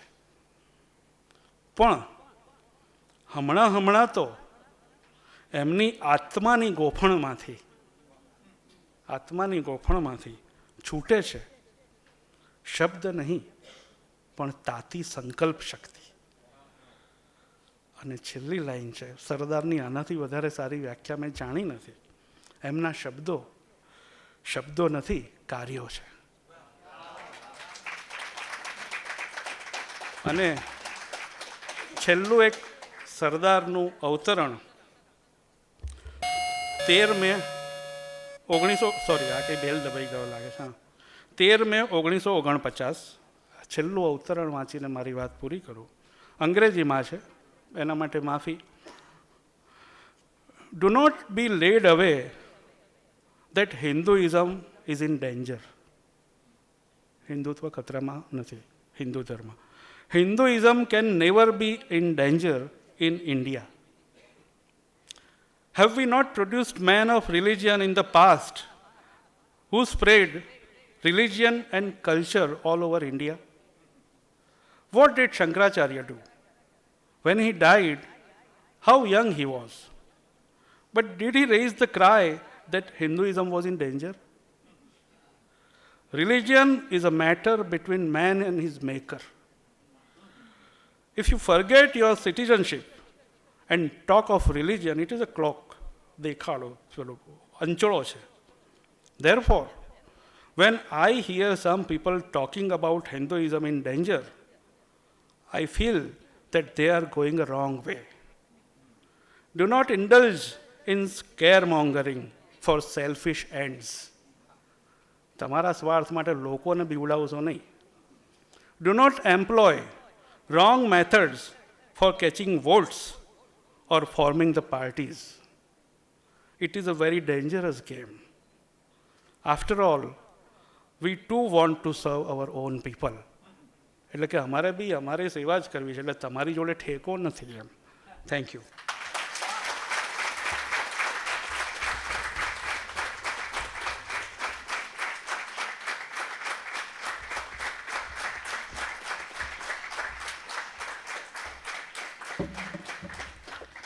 બે કલાક થયા પણ હજુ ટૂંકું લાગ્યું. ઉર્વિશભાઈએ તેમના પુસ્તક સરદાર સાચો માણસ સાચી વાતમાં ફ્લેપ ઉપર એવું લખાણ છે: સરદારના કર્તૃત્વ અને વ્યક્તિત્વની ચેતનાને સમાંતરે નવા સંદર્ભો, નવા દ્રષ્ટિકોણ સાથે સંકોરિયા કરવી એ ઇતિહાસ પ્રેમનો જ નહીં પણ સરદાર પ્રેમનો પણ તકાદો છે. આ વક્તવ્ય એ દિશામાં જ વહ્યું. ઉર્વિશભાઈએ સરદાર વિશેની ઘણી અવનવી વાતો કરી. તેમનું વક્તવ્ય સરદારને સમજવામાં આપણા પ્રયાસને નવી દિશા આપવાનું કામ કરે તેવું રહ્યું. નવજીવન પરિવાર વતી હું ઉર્વિશ કોઠારી તેમને સાંભળવા ઉપસ્થિત રહેલા શ્રોતાગણોને હૃદયપૂર્વક આભાર માનું છું. અમારા મેનેજિંગ ટ્રસ્ટી આજે નથી, શ્રી વિવેક દેસાઈ, પરામર્શક કપિલભાઈ અને શિલ્પા દેસાઈનો આભાર. અને તમે નવજીવનમાં આગામી કાર્યક્રમોમાં અપડેટ જો જાણવા માંગતા હો તો અહીંયા ડાયરી મૂકી છે, ત્યાં તમારો મોબાઈલ નંબર તમે લખજો તો તમને આ અપડેટ મળતી રહેશે. ફરી એકવાર આપ સૌનો આભાર અને કાર્યક્રમના આયોજનમાં સહભાગી થનારા નવજીવન ટ્રસ્ટની ટીમનો આભાર. ફરી મળીશું. શુભરાત્રિ.